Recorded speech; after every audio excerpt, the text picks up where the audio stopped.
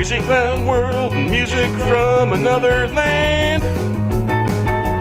Light and sound, surrounded by light. I've got my finger on the pulse. Curators of reality, they have no personality. Music from another land, light and sound in the dark of night. You're not alone, make your own reality. Be the monks in your life, protect mythos and mythologies. In a story for story's sake, the writing's on the wall.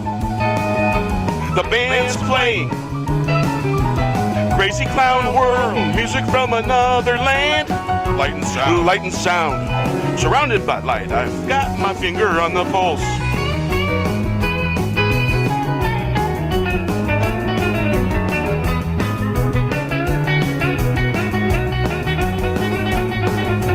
The curators of reality, they have no personality. Music from another land, light and sound in the dark of the night. You're not alone, make your own reality. Be the monks in your life, protect mythos and mythologies. In a story for story's sake, the writing's on the wall, the band's playing Crazy Clown World from another land. Light and sound, surrounded by light. I've got my finger on the pulse, the curators of reality, they have no personality. Music from another land, light and sound in the dark of night. You're not alone, make your own reality. Be the monks in your life, protect mythos and mythologies. In a story for story's sake, the writing's on the wall, a band's playing Crazy Clown World, music from another land. Light and sound surrounded by light. I've got my finger on the pulse. The curators of reality, they have no personality. Music from another land. Light and sound in the dark of night. You're not alone, make your own reality. Be the monks in your life, protect mythos and mythologies. In a story for story's sake, the writing's on the wall, the band's playing Crazy Clown World from music from another land. Light and sound surrounded by light. I've got my finger on the pulse. Crazy Clown World, music from another land. Light and sound surrounded by light. Good evening. One more.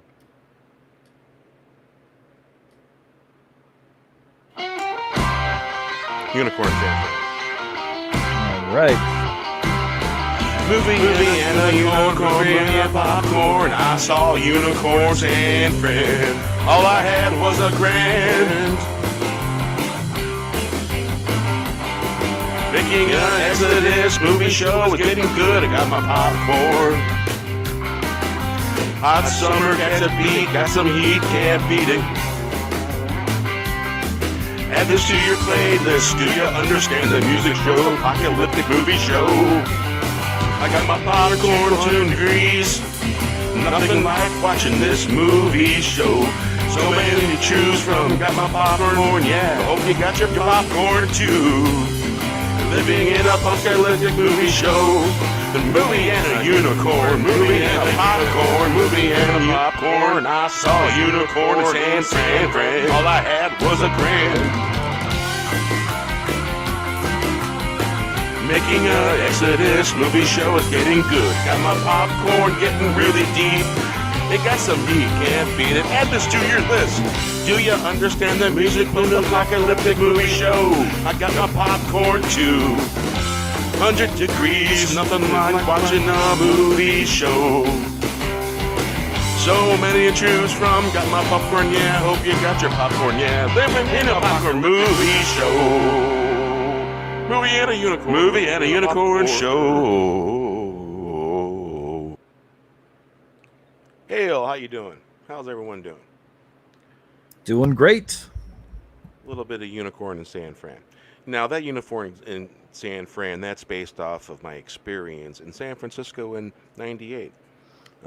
Basically, I followed the other ones out west and stopped at Shoreline and seen them there, and spent time, a up on Highway 9, went up there and we camped. We had a bear outside our tent.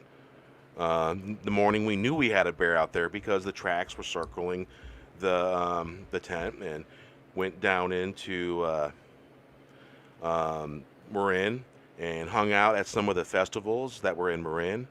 And I never seen so many different flowers in bloom in one place, and it was a pretty cool experience. And I knew I wasn't going to be back there for a while, and so we crossed every bridge across the bay just for the experience of it, and a lot of fun. And part of that was based on that experience, plus people exiting. Well, so how you guys doing? Whoa. Doing great. Yeah, doing just fine. It's my Most voice. non-heinous. This is a most excellent panel. Indeed. Is my voice distorted, by the way? Just checking. Yes. Yeah. All right. Yeah. All right. Oh, You sound like a chipmunk. good. Okay. You sound like the future ruler of Earth. Oh, Doomcock's twin brother separated at birth. Yes. Yeah. You know, I'm really half tempted to. I don't know if you noticed, but we have native owned casinos over here, and they're requiring masks. And well, see, I'm backwards, and every now and then, I kind of joke around and play it out. And I was thinking about going there, and basically, if you tell me to take my mask off, I put it on, or you tell me to put my mask on, I take it off, backwards, and you can have fun with it, So you're Bizarro. Not in that sense. The term for it would be Heyoka, and I'm just backwards. I do things backwards. I'm dyslexic, and it all works out eventually, though. Well, you know what, Bear? That would completely explain why you had a bear walking around your tent, because you were supposed to be in the tent and you were outside the tent walking around it. Yeah, that was very interesting, and it was a big black bear. Hey, The Yoka. paw prints are pretty damn big. Hey, and Yoka sounds like a redneck word. That No. you'd say, It's a that- Lakota word, basically backwards. Like you'd see John Lennon's wife and you'd be like, "Hey, Yoka." And I'm No, here all it's- week. yeah. Shellback, I got something to tell you. Ene la Yankee, yeah. Bless you. Was that a blessing? No, it's actually it's supposed to be Lakota Sioux for shut up. Ene la Yankee, yeah. That's way too much for that short of a. I'd Yeah, it's rather a little say it in pretentious English. for shut up. Yeah. Yeah, it does. Seems a little. Basically, it's supposed to be said with an edge to it, and then a hand motion like that, and the elder's serious, and then you shut up. I mean, I could come back with a poke mahona, which is Gaelic for kiss my ass. Hey, Shellback, I could always come back with a meme for you. Your favorite one. Yeah. The party breaker. That's right. I I don't know don't. what you're alluding to, but I'm curious at this point. Oh God! Now see, you're going to make me post it in a private chat. Apparently, it wasn't that good because I don't even. It's not ringing any bells. So. Okay. Hey, when- Tom, when I I noticed your shirt earlier. Yeah. When you were on Gary's channel, I seen that. That's awesome. Where'd you get that? eBay. eBay? That's nice. I got a Bogus Journey one too. But Yeah. yeah, I got a couple more. I've seen all three, of course, and I've watched the first one over and over. And there's a lot going on in that movie. Yeah. There you go, Shellback. What? Oh. Yeah, I think the first one for sure is a classic. It's it balances out the levity with the Right. Sorry. with the fun The practical with the story. effects, the lightning effects, the intro with the cylinder coming down through the ceiling. Yeah.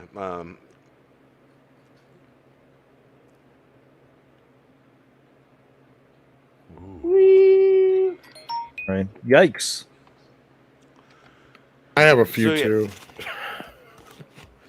This is the 4K one imported, but Ooh. Yeah, I definitely want to get my hands on a 4K version. See how that works. Who's the beeping? Oh, that's me. I don't think Sounds my like never tried it. PS4 It's like tinkle tinkle. I was going to say, never try to show off when Tom's in the chat. You know he's going to break some toys out next. Mm. I would be shocked if he doesn't have at least one Bill and Ted figurine somewhere, too. Nice. just one. Well, you can get this one right here at Walmart for like $5. You'd probably have to dig through one of those bins, but hey, You know what? $5. It's really hard to trust Walmart, products though, especially stuff like that. There he goes. I knew it. Oh wow! When did they release? Excellent. Okay, first, Tom, may I ask you, when did they release those, and who released them? Incendium, FigBiz. Okay. These aren't that old. These are recent. They actually got Bogus Journey versions coming soon. Okay. I also I'll I check have Big Bad Toy Store. yeah, they should have them still. Yeah. I also have the NECA ones in storage. Those weren't They too released bad. NECA one? Well, yeah, they're clothed, and then they have Bill and Ted Together, which they're getting re-released again. And then Good. Rufus, you could only get with the box set from Shout, which I have that too. And then the Grim Reaper was only available at Comic-Con, so I had to track that down on eBay. Ooh, And that must- bitch was expensive, but yeah. Yeah. Oh God, Tom, help me with this one. The company that's doing like the retro style of like 3 3/4 inch figures. Oh, they started with Funko, and then Super 7 took them over. They're called Reaction, I think. Is what I'm talking Reaction, about. that's it. Yeah. Did they ever Yeah. make them for Reaction? Not Bill and Ted, which would be a great one. But yeah, no, they haven't yet that I know of. Yeah, because I know they did Jaws, they did Aliens, they did Pulp Fiction. RoboCop. They did RoboCop. They did tons of figures. Goonies, Rocky I got- Horror. I got my hands on Freddy. No, it was Michael Myers that I bought from my brother, and then I got myself a Jason one. And I know they had Pinhead. They had Yeah. tons of different figures. Yeah, I got a bunch of them in storage still. That's my problem is too much shit in storage right now because this house I'm in right now is too tiny. Oh, I know that feeling, Tom. I've got a bunch of my collectibles in storage. I'm currently living in an apartment. Ugh. And I'm Well, I couldn't do an searching for a apartment. house. Because I got a big ass German Shepherd and she wouldn't like that too much. Oh, that's what a sweetheart. I had a German Shepherd growing up. They're sweethearts. Absolutely. Oh, she hates this house now because she can't run around. So Yeah. Yeah. Have you ever seen a throwback shepherd? They're rare. Mm-mm. And they're scary. Basically, all the patterns, instead of the beige areas being beige, it's like a charcoal gray color, and all the other areas are pitch black, and it looks like a panthered version of basically German Shepherd. And they are really cool. This woman was walking down a trail. He wasn't leashed, and I seen the look in the dog's eye. I asked her if she could please leash her dog and let me get to know him, let him smell me. Didn't want him knocking me down because he was huge. And she leashed him, and I petted him. He smelled me and all that. But my God, that was the biggest German Shepherd I ever seen. Beautiful dog. Oh yeah. How old's your Shepherd? She's just over 2 years. She's actually a Husky Shepherd mix, but she looks just like a Shepherd. So, yeah, if you didn't know any better, that's what you think. Yeah, that's the first time I seen a throwback, and my God, that's probably the biggest Shepherd I ever seen. Saw a Great Dane the size of a horse once. What's up, DJ? How you doing? Hey, DJ. Mr. Skandalous. No, this wasn't a typically all black German Shepherd. The beige areas was like a cream charcoal gray, and the rest of them was black. And the dog was cool looking. It was the coolest looking German Shepherd I ever seen. There's not very many around. They're rare.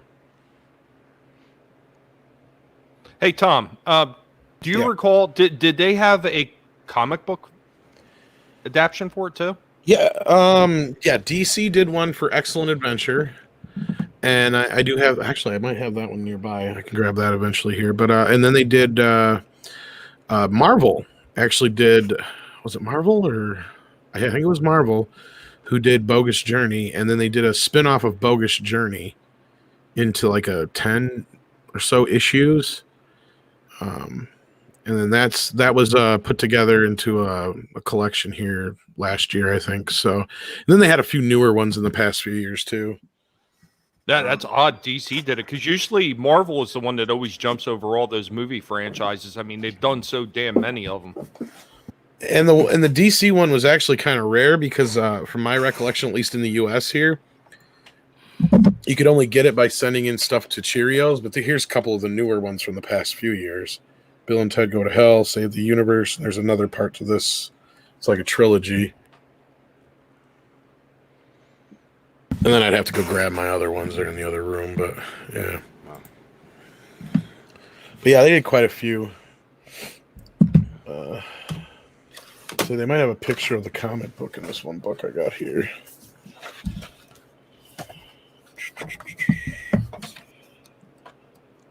Yeah, I got so much crap here.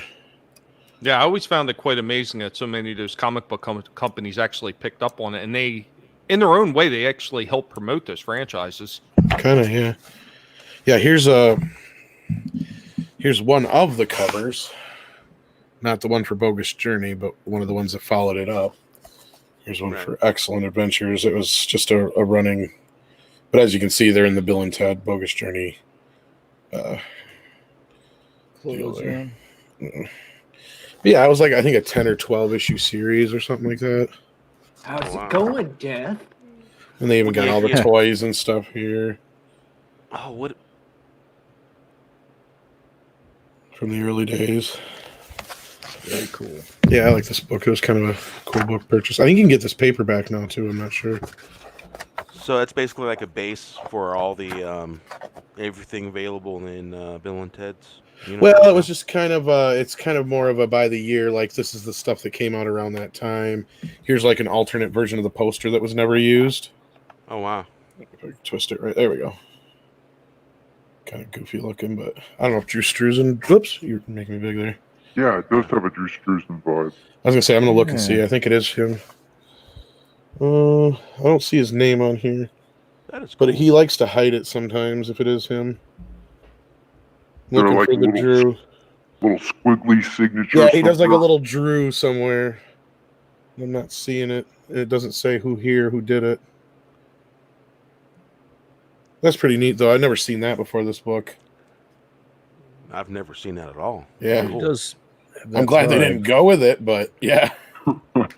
It's interesting, you know, on one of the, I think the Back to the Future Blu-ray, they showed a bunch of the runner-ups for the Back to the Future, what eventually became the Back to the Future. Yeah, those are some poster. cool ones too. Yeah.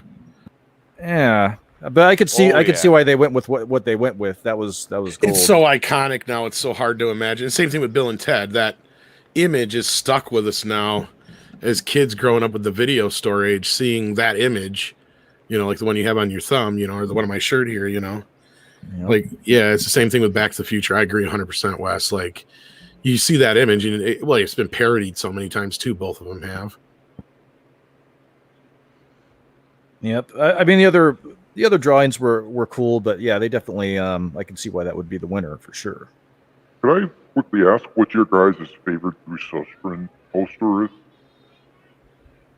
Say again. Can I ask what each of your guys' favorite Drew Sussman poster? It could be of any of the movies he's done posters for, but what is your favorite? Doesn't have to be your favorite movie, but just what is your favorite poster? Right. Favorite poster. Oh. Dude, I do not know. Wow, he's done so much. I don't know because I don't know if I know who that is by that name. I mean, by the sounds of it, there's probably a movie poster that he's done that I might pick, but I would say probably Big Trouble in Little China. That's a good one. That's a good one. Yeah, that one for sure is a good one. I had to Google it real fast just to refresh my memory here because he's done so much work. Oh God, he's done. Of course, McKinney, it does count. Okay. My favorite is the Revenge of the Sith poster he did. I think the way it's framed with like Obi-Wan and Anakin dueling like right in the center, and then you see the three of Anakin, Obi-Wan, and Padme, and then looming behind the entire thing is Vader's helmet. That's my all-time favorite Drew Sussman. That's definitely the best of the prequels. I agree with that. Yeah. Would he have done any of the OT posters? Yes, he did. He did the special edition one. Yeah, he didn't do the originals, but he did the special editions. Which I like those, but he did do. Wait, didn't he do a couple for Empire though? I know he did do one. I don't know if he had a couple made. I was gonna say, because I'm pretty sure he did the one where Darth Vader's like standing there and holding out his hand, but I can't remember if he did the rest of them or not. There's a documentary on him. It's a great documentary. It's amazing documentary. Really good. I guess I'm gonna have to go with Back to the Future just because of how iconic that poster is. I mean, go ahead. Oh, I was gonna second that. Yeah. I mean, though, they're so good, don't get me wrong, but I mean, just the most iconic one that you can just see and you instantly know, and like that's what we were just talking about before. That is a good So one. would Drew be listed in the credits? No, it'd just be on the poster itself usually. Because different artists do different posters and shit all the time, so they never know. Because did Drew do the poster for this movie? For Bill and Ted, no. Yeah. I don't think so. Because I looked at the thumbnail that Voodoo has for Big Trouble in Little China. Yeah. And that doesn't look like the original thumbnail to me. I remember it looking different. I think Voodoo is showing a different thumbnail. Well, let me see what Voodoo has. They've done a few different ones. They've got the gold lettering with the gold highlight in the background. Big. Princess behind them. They might have the Fox cover. Yeah, that's the Fox cover. That's the one Fox had for their Blu-ray. Yeah, that's not the original. That's not the Drew Struzan poster. I didn't think Yeah, it was. here I'll pop it into the. I've seen it a few. No, you'd know the Drew Struzan poster. He did all the Indiana Jones posters and stuff too. It looks a lot like that one. I remember paying late fees for Big Trouble in Little China when we rented it, and we liked it. Yeah, it was a great movie. Holy cow, that's a big link. Yeah, hopefully that links to the Drew Struzan poster. Film Art Gallery. Yeah, that's what I remember. Yeah, that's the original. Oh, it looks like. Is this all his posters on here? I don't know. McKinney, he didn't do any of the posters for those movies. You have to create art that inspires him for him to make work, and those posters, none of them had any. He didn't do any of them. Wow. He sketches them and then he paints them. He puts in the work. That's why his posters look so like art pieces, because they're actually. Oh yeah, I love that one. That's my favorite. That does Yeah. look good. God Do you see how much they want for it? $750 could be $750. yours. I think that's because it's signed by him. Yeah. It looks like at the bottom there. Signature in the bottom. Yeah, that's the Drew signature right there. That's what I was looking for on that picture. Yeah. Oh, Old there dog. it is. Yeah. Yeah, In all its the glory. Another- Indiana Jones ones. The Indiana Jones ones, though. Yeah, those are some of the ones that. He did the thing also. Yeah. Yep.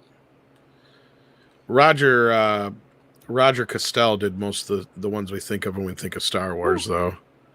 Like all the original. And Well, this what one, about I the don't- original ones, where the droids they had that weird look to them? Did he do Jaws Yeah, he did Jaws. too? And there's Star Wars, and then Yep. there's Empire Strikes Ooh. Back. Yeah, he actually lost the original. There's Okay. a great documentary about this guy too. Actually, he threw out the artwork for Jaws because he got pissed and ripped it. Oh my man. god. So the original artwork for Jaws was like lost. The Goonies, Blade that was Drew Runner. Sussman. That Yeah, was Drew Drew Sussman also. Nightmare on Elm Street. Yeah. Holy, But well, they want 13. Shawshank. Here's Yeah, here's a Roger Castell one though. Let me see if I can get it up here. You can recognize this right away. Ooh. Oh yeah. You recognize that style right away.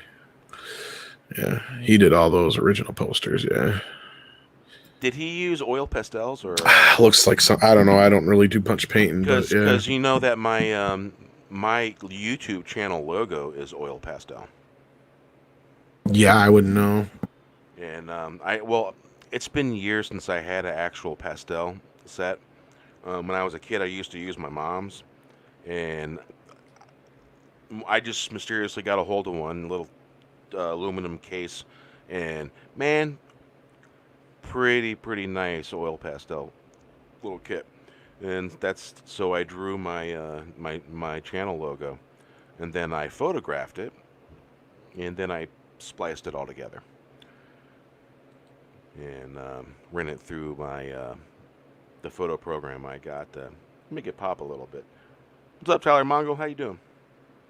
Hail Tyler Mongo.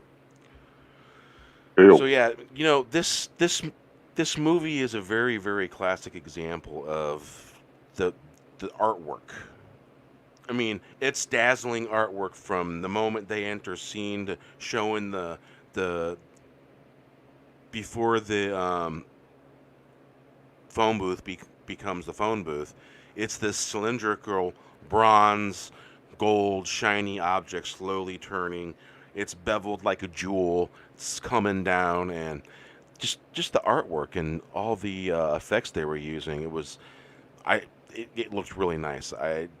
It's been a long time since I had watched Bill and Ted, the first two, and because I had just got done watching 3, so I rewatched 1 and 2, and the artwork is just really phenomenal. I was really impressed with the artwork. I mean, it stands up to time. All the effects, all the stuff going on, the music, it really does. It stands up. It's just as entertaining as the first time I watched it. Yeah, it's a very fun movie. Shoot, even the part where they had Bill and Ted meet Bill and Ted, that was, that's great storytelling because it kind of foreshadows some stuff, and Yeah. it's good. It's good setup and payoff. Kind of Yeah. gives you a little eyeball into something that's ahead. Gives you an idea. It leaves you wanting a little more as the story progresses through the scenes. Yeah. Well, you speak of the production design and stuff like that. Roy Forge Smith did the production design for the first 2 films. And he also worked on things like Ninja Turtles 2 and 3 and Monty Python and the Holy Grail. Oh wow. And that's important because Bill and Ted have a big root in Monty Python. Like originally they were created by Chris and Ed Sullivan and their other writing partner. There was 3 of them actually. There was Bill, Ted, and I can't remember what the other guy's name was. I think it was Mike or something like that. I don't remember. But sooner or later, that other guy fell out of the group, and it was just Bill and Ted. And they would sit up on stage, and they would just take questions from the audience, and they'd be like, well, how do you feel about the Vietnam War? Well, that's bogus. And it'd be like, well, how do you feel about, like free trade? Well, that's excellent. Just like that kind of shit. Like, that's all they would do. And the third guy was Bob. Bob, that's it. Thank you. Yeah, Bob. And so then eventually they came up with a kind of a loose story idea, and the original idea was going to be more like a Monty Python movie, and it was going to be like little skits, and Bill and Ted were going to be responsible for every tragedy in history, like the sinking of the Titanic to the Hindenburg to all these other things. Like, we're all going to be Bill and Ted's fault. Well, then that kind of changed. Then it became more about like passing history and all this thing. And there was this guy named Rufus who drove around a van, and he was a 28-year-old freshman or sophomore. And it turns out that his van is a time machine. So like, that's the original kind of concept. And then it just kept evolving into what it became. And so, yeah, it's just interesting how it went from this kind of hokey idea of like a loose Monty Python kind of script sketch story into what it became. Like, because even down to like the end, near the end of the film, they still had things like they picked up Amelia Earhart, but they lost her in the Circuits of Time. So I think like that was like a leftover from that other script and stuff like that, And like originally Napoleon was actually some other person with a mustache. But they're like, yeah, we probably couldn't get away with that. So they changed him to Napoleon.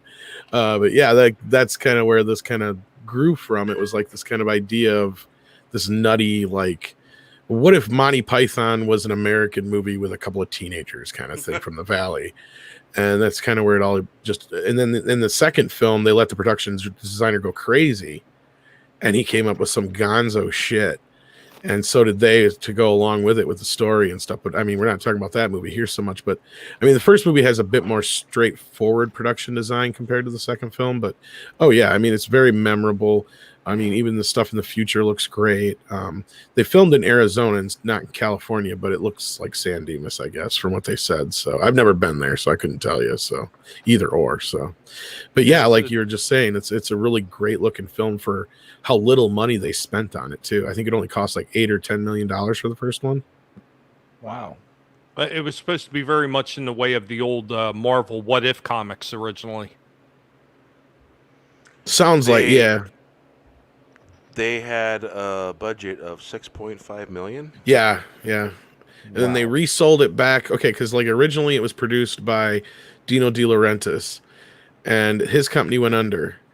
And then they sold it to the company that came out of the wreckage of that company for $1 million. And then that company went and that would look like it was going to be going straight to video.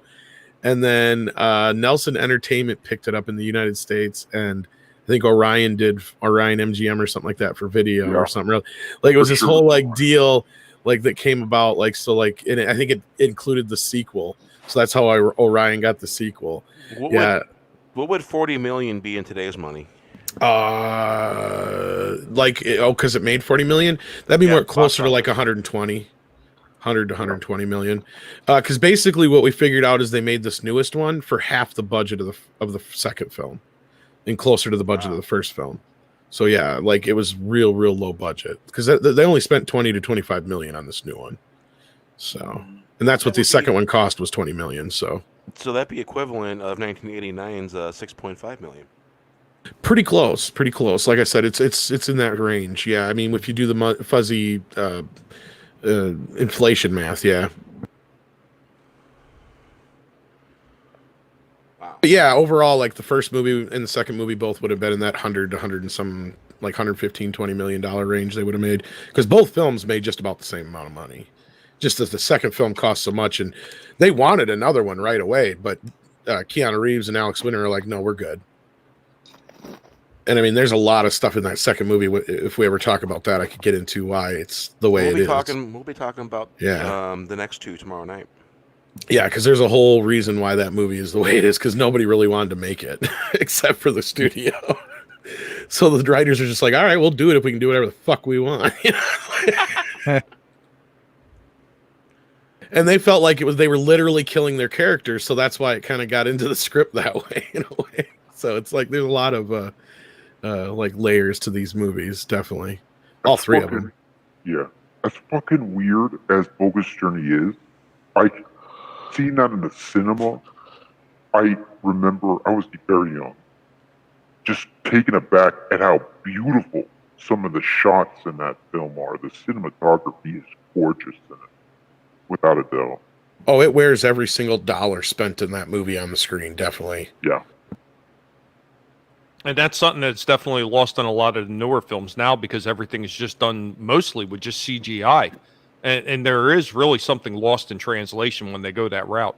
Yeah, when you get to the third film, sadly, that's one of my quibbles with the third film, is it's lacking in the production design, and it just feels so kind of stoic and lazy in some spots with the green screen and the backgrounds and stuff. I almost wish they would have went a bit more cartoony like the second film, and it would have been more acceptable that way. Because that's the thing. Once you start breaking down like the time travel logic and stuff of these films, getting back into the first film even, it's pretty loosey-goosey. Yeah. There's no real logic to it outside of they set up the rules and they try to play by their rules. That's really it. It's not Back to the Future rules exactly. It's just Bill and Ted rules, like yeah. I mean, and they don't really kind of stray from that too much in any of the films. Even the newest one, I know some people may debate a little bit about it, but no, like I feel like, you've got this clock, like this internal clock of your own that's always running. And no matter where you wind up, you always got to remember that your clock is still running wherever you came from. And that's pretty much Bionic belly button. How you doing? That's pretty much the only rule. Outside of that, it's like everything's kind of open, because it doesn't feel like they can really disturb history all that much, because you would think them coming and taking all these historical figures and showing them the future would really disrupt the time continuum a little bit if you go by like Back to the Future rules and stuff. So you really got to play loosey-goosey with the rules, definitely. That there is the centerpiece of tonight's thumbnail. Socrates. Yeah. Yeah, it was, I gotta say, it was fun recreating the original thumbnail from the movie. From the movie poster. Yeah, it looks cool. Yeah, that's the centerpiece. But now that I've rambled on long enough, what do you guys think of this film? The first one, it's a classic.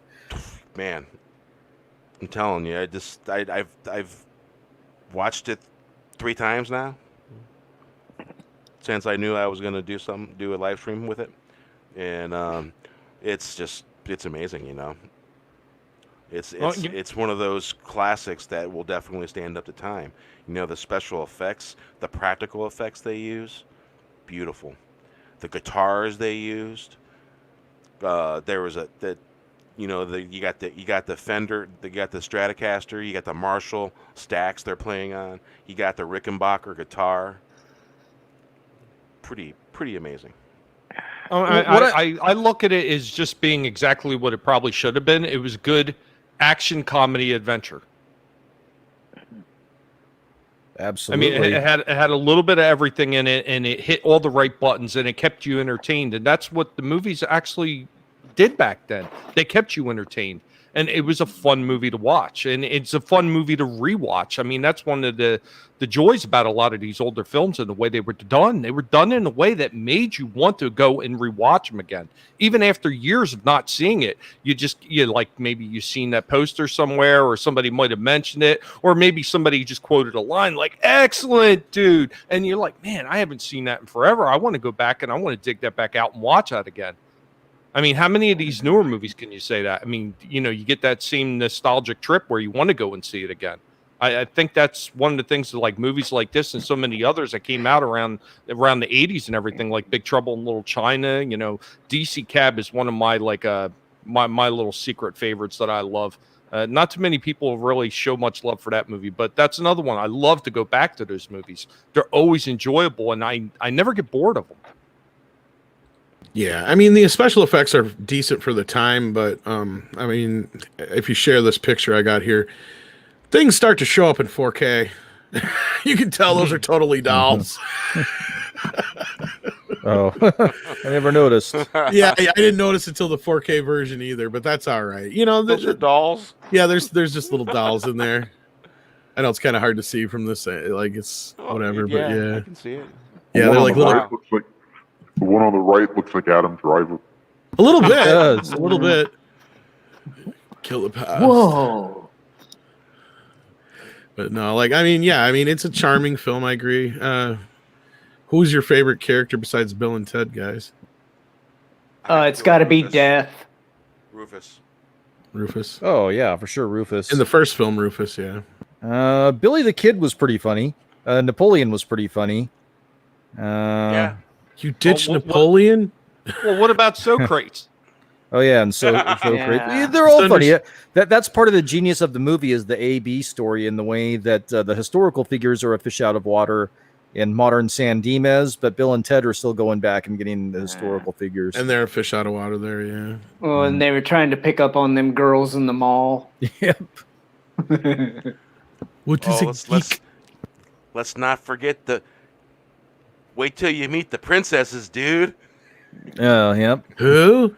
You'll see. Yeah, yeah. You remember when Valley Talk was a thing? Well, I lived in Sacramento where it was like exploding from. I was 10. So when I came back to northwestern Indiana, going to school in Hammond, Indiana, I'm talking like a kid out of the valley, you know? And they're all looking at me like weird and all that. And it's like, dude, you talk funny. And I'm just like, that's the way they talk in California. I guess I brought it with me. Everything was gnarly. Everything was totally awesome. Everything was rad, dude. Well, Bill and Ted kind of had their own lingo. It was a mix between the surfer dude lingo and just their own made up stuff. Yeah. Especially when you get to the second film, like they literally just made up shit for that, including Station. That's an interesting story. If I'm here for that one, I'll tell that story. But Ed Sullivan actually tells that story on my interview. If you can't wait for it, so. Yeah, see, that's one of the things when I saw your interview with them that kind of stuck out was that I guess they didn't want to use 69 as the number that they both had. Yeah, they wanted to do the original joke was the one that's in Bogus Journey because, like Ed said, like Beavis and Butthead, you know, they're trying to get stoned and laid all the time. You know, the Cheech and Chong are all about getting stoned. But Bill and Ted have always just been kind of innocent. Not like, you know, overly innocent, but innocent enough to where, like, I mean, there's even that bit in the second film where they're like, maybe after we get married, the princesses will stay over with us. Yeah, they are most chaste. You know, it's like you have this image that they are totally virgins still, and they still will be until they're married. And like, you know, it's like this whole like idea of that they are just these idiots that are idiot savants. Yeah. And they don't really. They got the air of being almost goofy. Yeah, and really, if they got a girl that was naked, they like Beavis and Butthead, they probably really wouldn't know what to do with her. You know?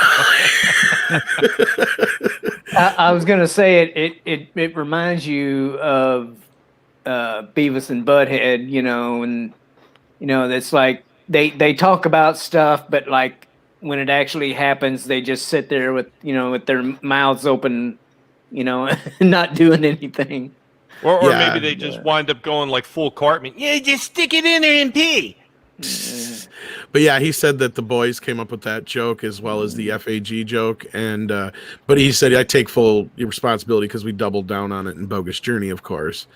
But you know, like it's just other than that, they're pretty innocent guys. They don't really have any hang-ups about anybody, and they're also not the kind of guys who would get picked on in school or anything. Like they kind of just fit in with everybody, but they don't necessarily stand out in any way like a geek would or a jock or anything like that. They're there. You talk about the whole 69 thing, right? That's one of the things I noticed in the new one is they snuck that in there in one of the for one of the phone number codes. That's always plausible. Yeah. Speaking of that, I like how they finally utilized the infinity button, which is something that's always been there in the first two phone booths as well. So, Like, I was glad to see that get usage. But we're not talking about that movie. We're talking about the first movie here. Yep. But I mean, overall, I mean, I love this film, so I could talk about it all day. I want to hear what you guys think. So, Well, the biggest thing that I noticed throughout this movie is the special effects they used back then, and the practical effects, and not just that, it's the color of it, the color that popped. And this was made on film, and I've noticed that movies that are made on film have a certain kind of quality that maybe some of the digital formats maybe might not have. And just something about this movie when you watch it and you see these effects. And 89, I was like 17. Actually, 17. Pretty much 17 going on 18. And this was a very huge movie, and people really were trying to emulate this movie. Teenagers are trying to emulate this movie. It was just a phenomenon. It was a phenomenon out the gate. And I like how the characters play off one another, especially you mentioned Billy the Kid. I thought that was interesting how they played his character off. And they all interacted and came together, and it was just one of those kind of things I really liked. Yeah, absolutely. Yeah, it was. I think it's very much of its time, but it also is timeless. And watching that movie, it has a kind of you feel better after watching it. It's very upbeat. Well, one of my favorite parts is when Deacon took Napoleon to the ice cream place with the two, with the two girls and his other friend. Yeah. All right, we're gonna play a song play a song real quick for Bionic Belly Button. Okay. Well, I thought that the taking Napoleon to the Waterloo, and that the fact that the water park he was went there named on his Waterloo. own. Yeah. That was a total in joke. That was what I was saying before. Is like that you ditched Napoleon. Yeah. It's like he was a dick. If we were Napoleon and San Dimas, where would we go? Waterloo.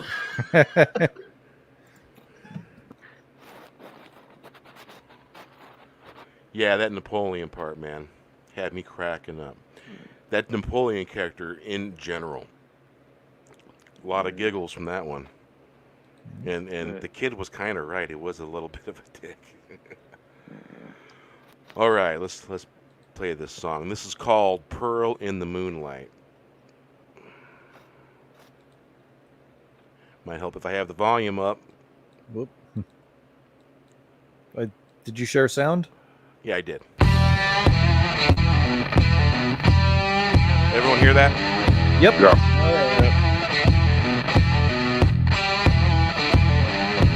Baby, it's a crazy world like V for Vendetta, cats and dogs.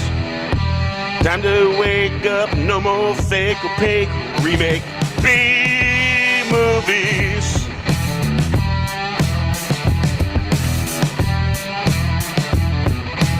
Don't want fake picture shows. The clock's ticking backwards. Get up, get going, seal the deal with a kiss.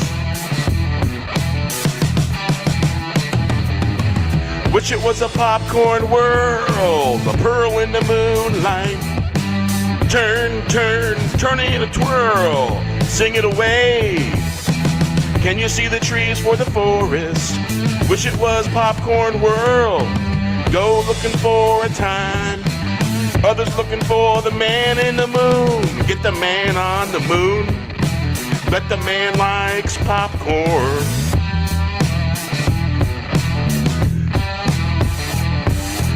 Baby, it's a crazy world like V for Vendetta, cats and dogs. Time to wake up, no more fake, opaque, remake movies.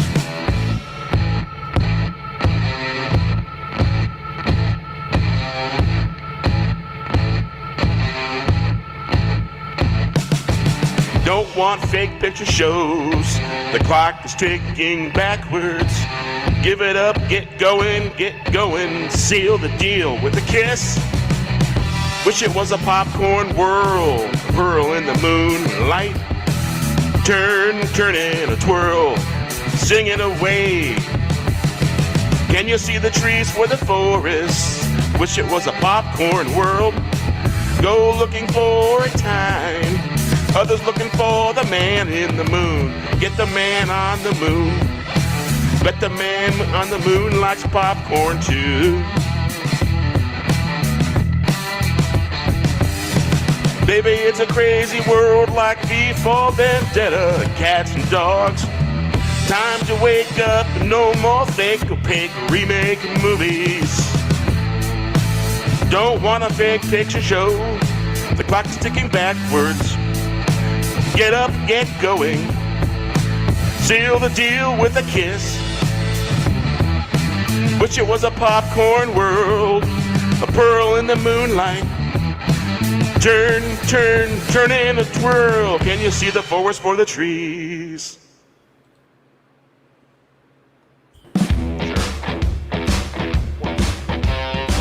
I heard the tale, hard to believe. I heard the tale, that story man's tale. I heard the tale, hard to believe. I heard the tale, story man's tale. I started looking for deeper meaning, cats and rats. Where's the glory? I heard the story, straight from the story man who tells the tale. Sometimes you have to lose yourself before you're found. It's so profound. The tale that's always around you. You have to lose yourself. It's so profound. The sound I found, I did hear. It's clear to me. I had to test the sound. It's so profound. It's been made clear to me. The sound from the story man I found it was given before you understand. Before you found sound I did hear. So I heard the sound, it's so profound. It was made clear to me. I hear the sound, it's clear. It's clear to me the story man knows he has a plan. Play the strings from afar. The story man says, like waterfalls, sometimes you have to lose yourself before you're found.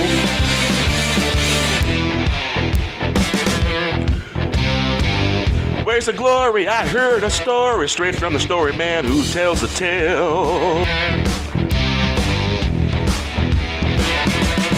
I hear the tale, I heard, hard to believe, I hear the tale.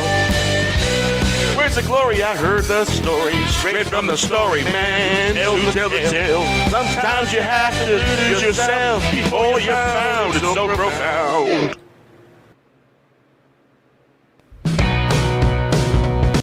All right. Rock on. Rock on. There we go. That was for you, Bionic Belly Button. You haven't heard any of the songs, I don't think, yet. So, well, we are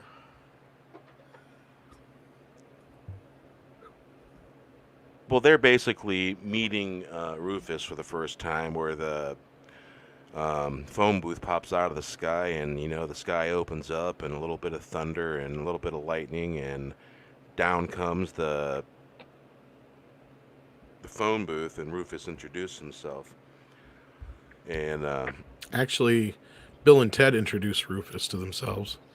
Yeah, they do, don't they? Yeah, which is kind of a paradox. Rufus never tells him his name. Because in the middle of their meeting, they meet themselves.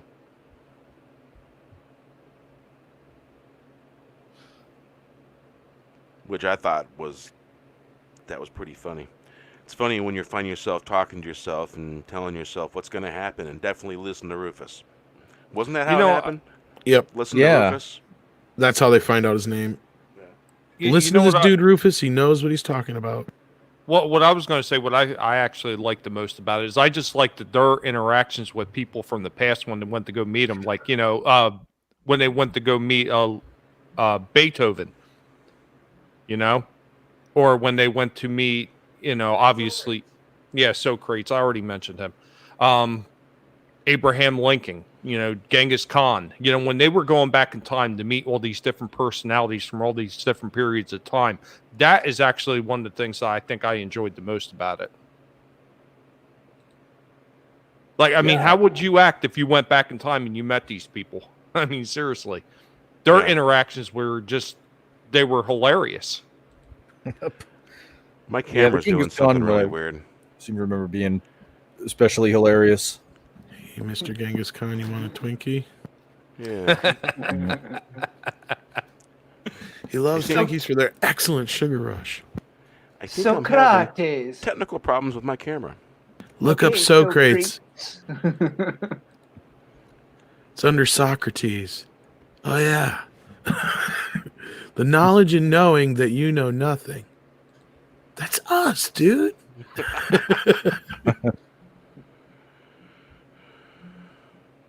Yeah, just so many good moments in the movie. Oh man, there's so many moments in this movie. It's not kidding, Yeah, the only other sex joke in the movie is when Bill mispronounced Oedipus complex. When he's sitting there and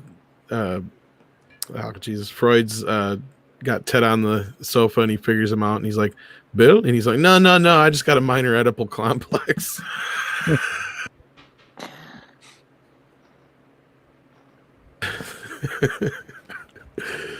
I always like complex. Yeah. Means he wants to fuck his Does stepmom. anybody not know what the Oedipus complex is? Yeah, he wants to fuck his stepmom, folks, if you couldn't figure that out. Yeah. Well, the original story behind that is he didn't realize that he was, because there was a prophecy made that he would wind up sleeping with his mother and killing her. Wasn't he would kill his father and sleep with his mother? But yeah, I thought something like that, yeah. Yeah, and in the end, he winds up gouging out his eyes. And, Mel Brooks actually used that in History of the World Part 1. That's why Oedipus was supposed to be blind when he was on the streets. Yeah, I guess the whole story. He talked to the Oracle, and the Oracle, I guess, was prophesied. Told the parents that, and so they gave him up for adoption, and they came across the parents. They didn't know that, and he didn't know that those were his parents, and yeah, it's all pretty twisted stuff. Sounds like a great fucking movie. Yeah, right. Get on that, somebody. Unfortunately, it's never really been done right. And keep in mind, how do you market a tragedy, and B, a movie that ends with a guy killing his father and fucking his mother? Pretty intense stuff. I would love to see it done right. Get on it, David Fincher. Get on it. I say Kubrick's dead, so I don't know who could do it now. I know. Kubrick would have made a great Oedipus Rex. He would have just went all done out. it justice, because Kubrick didn't give a fuck. He could deal with those topics comfortably, and present them just brilliantly. Another one would be Paul Verhoeven, but I don't think he ever was interested in doing anything. That would be like a splatter fest, fuck fest. It would be amazing. David Lynch. I know who should do it. It should be Quentin Cloburn Tarantino. Times. Sorry, Cloburn Times had a personal connection to this film that What's he will that? never forget. He hasn't said yet. He says he went to see it in the theater the night it opened in 1989 in my town, the night my son was born. Oh, wow. I wasn't only allowed to stay at the hospital after he was born. A friend dragged me to see the movie. Loved it. Well, that's really cool. So you have that connection. And did you watch it with your son when he got older? That is a very cool story. That is nice. Well, while we're waiting for that, it's odd because the movie was actually supposed to be out in 88. It was made in 87. sat on a shelf for over a year while they were Wow. trying to figure out the issues with the studio. Yeah, So it came out in February of that year, but a lot of people remember it, but it came out the same year as Batman, Lethal Weapon 2, Indiana Jones and the Last Crusade, Ghostbusters 2, a came lot out of in They Back had to a the lot Future of 2. competition. Yeah, I it was came out gonna- in February 89, yeah. Oh wow. Yeah, I was gonna say because in the movie they say 1988 in the movie. Yeah, they shot it in the end of 86, beginning of 87, and it didn't come out until February of 89, yeah. They shot in Phoenix, Arizona. Yep, that's what I said, yep. In Metro. Metropolitan. And they just closed the mall, the infamous mall, just recently, Oh, really? actually. Yeah. That's That too mall bad. looks exactly like the mall that I used to go to in Maryville, Indiana. Used to be called South Lake Mall. Now it's called something else. Malls are in pretty bad shape. Yes, my son was born on Shatner's birthday, an extra geek bonus. Oh, that's right. February 17th, I think it was. If I'm not mistaken. So the February they filmed- 12th, 1809. I guess they filmed at the Coronado High School. Yep. And I guess the high school itself had gone through renovation. And I think they even used the high school office for the police station part of it, if I'm not mistaken. If not, they had a police station there too, I think, that they used as well. For like if not, they built it in there. Can't remember which. It's been a while since I watched like the commentaries and stuff. Hey, Tom. So my idea for the Oedipus, I think Quentin Tarantino. What do you think? Yeah, that would be kind of cool. I don't know. He would maybe, But he's just so nutty in the way he does his movies. he doesn't I think use. it would work. If you ever look at a lot of his movies, he doesn't have a lot of sex. I mean, he has sexual things in them, but generally they're in a strange context. Like you have that whole incident in Pulp Fiction. Well, in Reservoir Dogs, you have the dick conversation. Then in Pulp Fiction, you have the whole thing going down. Well, is a foot rub sexual or not? You know, like that's almost as sexual as that movie gets. Right. Really, besides Bruce Willis and his wife kind of thing. They fool around a little bit in the one scene, but then you get to I'm trying to think. Killers. What about David Lynch? David Lynch could David probably do it. Maybe. Natural the Killers. The I'd have weird, to see the original script before I'd comment on that because they changed so much of that from Tarantino's script. I would But really then like again, True Romance was about a hooker, so you got a point. to- But I was going to really say have other parts somebody who were wants Jackie Brown, have- just the quickie sex with what's her face and Robert De Bridget Niro. Fonda. Yeah, and then I don't think there was any. Well, Django, was there any between him and his wife? Nope. Yes, There there was? was. Was there a Yeah, scene? there were some suggested scenes. Yeah, Yes. suggested scenes, but nothing really heavy duty. Nothing really in Kill Bill 1 or 2, really. There's the rape scene. What about somebody like Tim Burton? I don't think he could. Well, then again, He wouldn't be interested in doing something like that. probably not. Yeah. I would. I think really Lynch want or, somebody to do it right. Somebody who gets and respects Cronenberg, Greek maybe? mythology.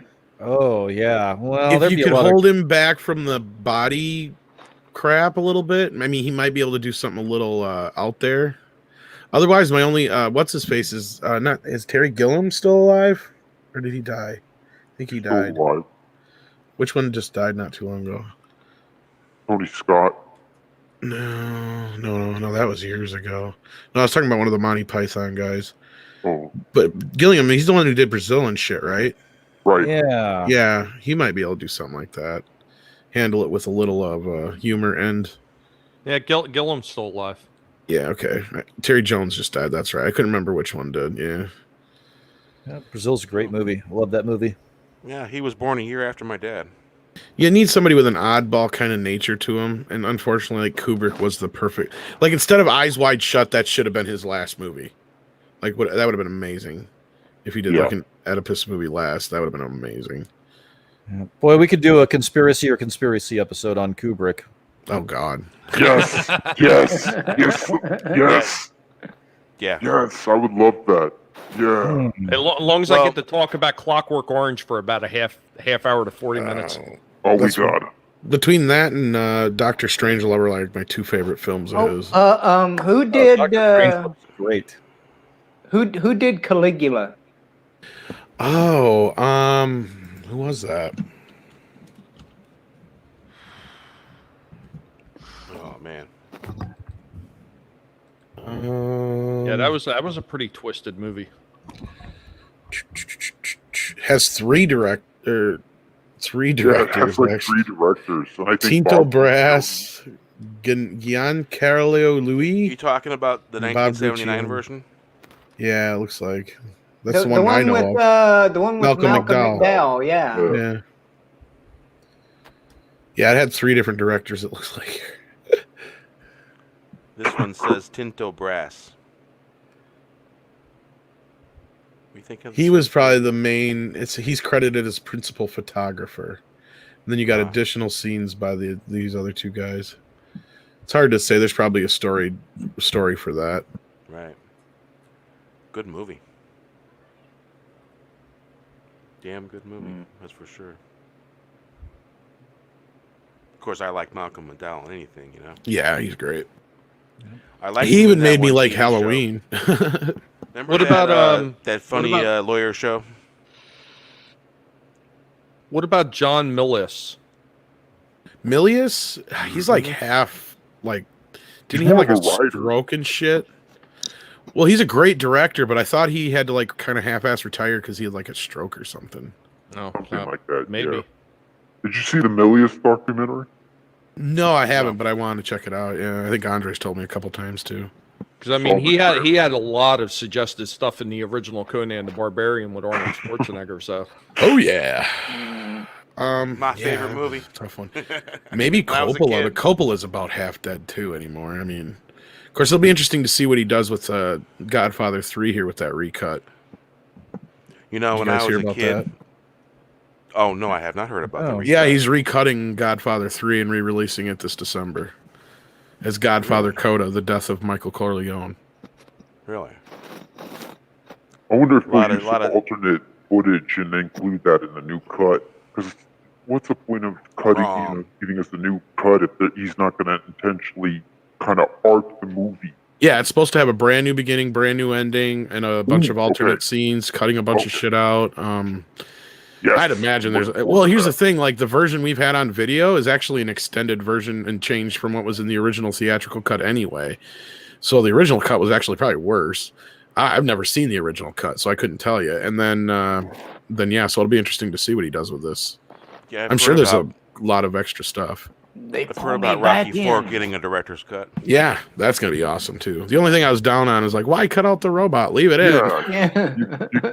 I mean, if you cut out some stuff, That's one of the best parts. Is like, here you go, Polly, and the voice is a girl. She loves me. oh god, Hey. which one was part 4? Was that the one with Tommy Gunn? No, that's part 5. That's No, 5. 4 okay. is if he dies, he dies. Okay. I think there's partially a reason for it. I've been The hearing Russian. like rumbling rumors, like maybe they'll do a spin-off movie of Creed of what's his face? Okay, Drago and his son. Yeah, Yeah. Yeah, Remember 'cause Rocky's three- reaction to him punching the punching bag? Yeah, because part 3 was with him at Mr. T. Yeah. yeah. Okay. Hey, Yeah. come on down. I'll show you real me. that's Yeah, still my I always favorite. forget. I always forget that the first one started off with him losing, and then he had to beat Apollo in the second one. I always forget about that second one for some reason. I must break you. Well, Fourth you more remember iconic, the but- scene? Do you guys remember the scene where Draco's at the punching bag? In the last hit, Draco punches the punching bag right off the thing. Remember Rocky's reaction? Fucking classic. Actually, they all kind of looked at that and reacted like, wow. Have you guys heard the story where they did some actual punching during that fight between Sylvester? Oh, he did in all the movies. Or insisted on on really? Yeah, What's up, Orts? they Hey, tried because they got on the original Rocky DVD. They had a bunch of like the test footage, and him and Abelson agreed early on that unless they did some kind of contact, it looked fake as hell. So Sly's like, yeah, we got to have some contact. Like, hit me. But fucking Lundgren hit him too hard. And that's the Yeah, story yeah. you're talking about.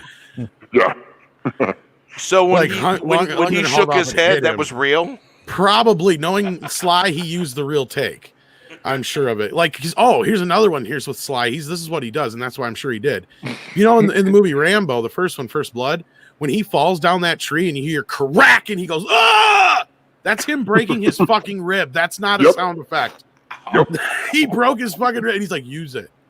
Well, you know what? He should feel fortunate if Lundgren hit him for real, because Lundgren was actually a really dangerous kickboxer back in the day, and he had won multiple championships too.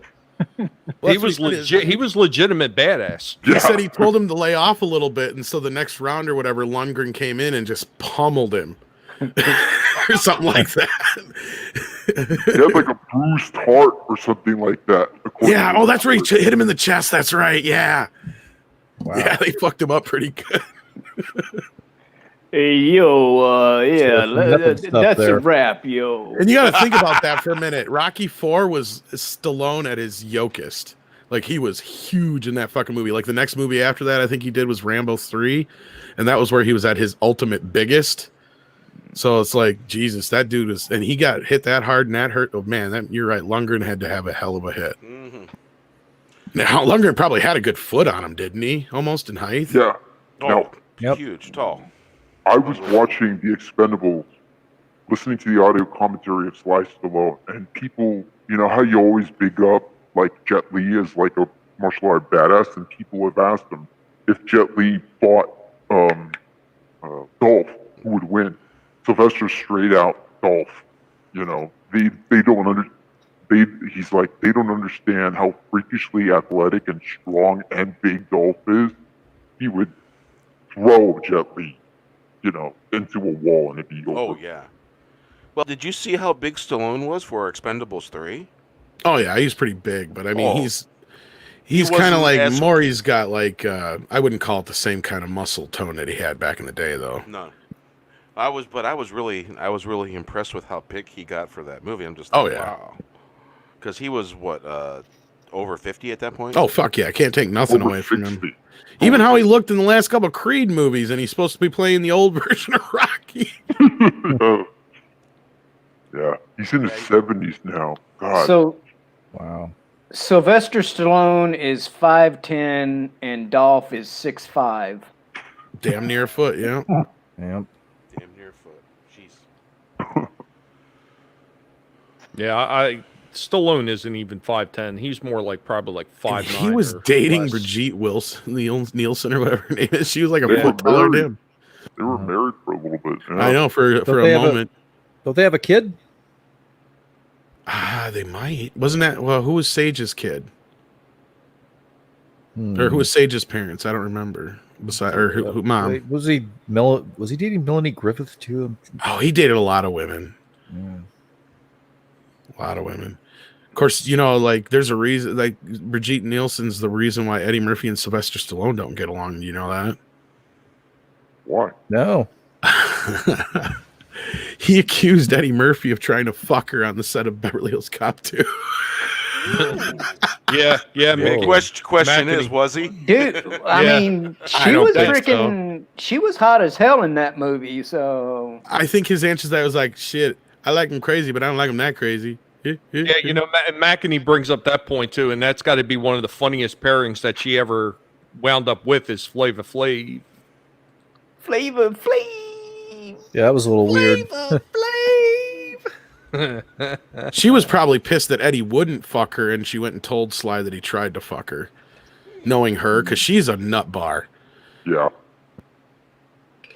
I believe it. And I believe at that time was when Eddie was like, because this would have been, because that'd been right around the Raw time. Like that whole story he's telling in the beginning of Raw is like a half-assed true story. Like he met up with this bitch, like this 19-year-old girl, and he was going to get married and shit. And she like freaked him the fuck out. Well, he wasn't even that old. Like everybody kind of forgets that when Eddie Murphy was on Saturday Night Live, he was the youngest cast member of Saturday Night Live at the time. They lied on his age thing because he was only like 17 or whatever. They said he was 18 so he could be on the show or whatever.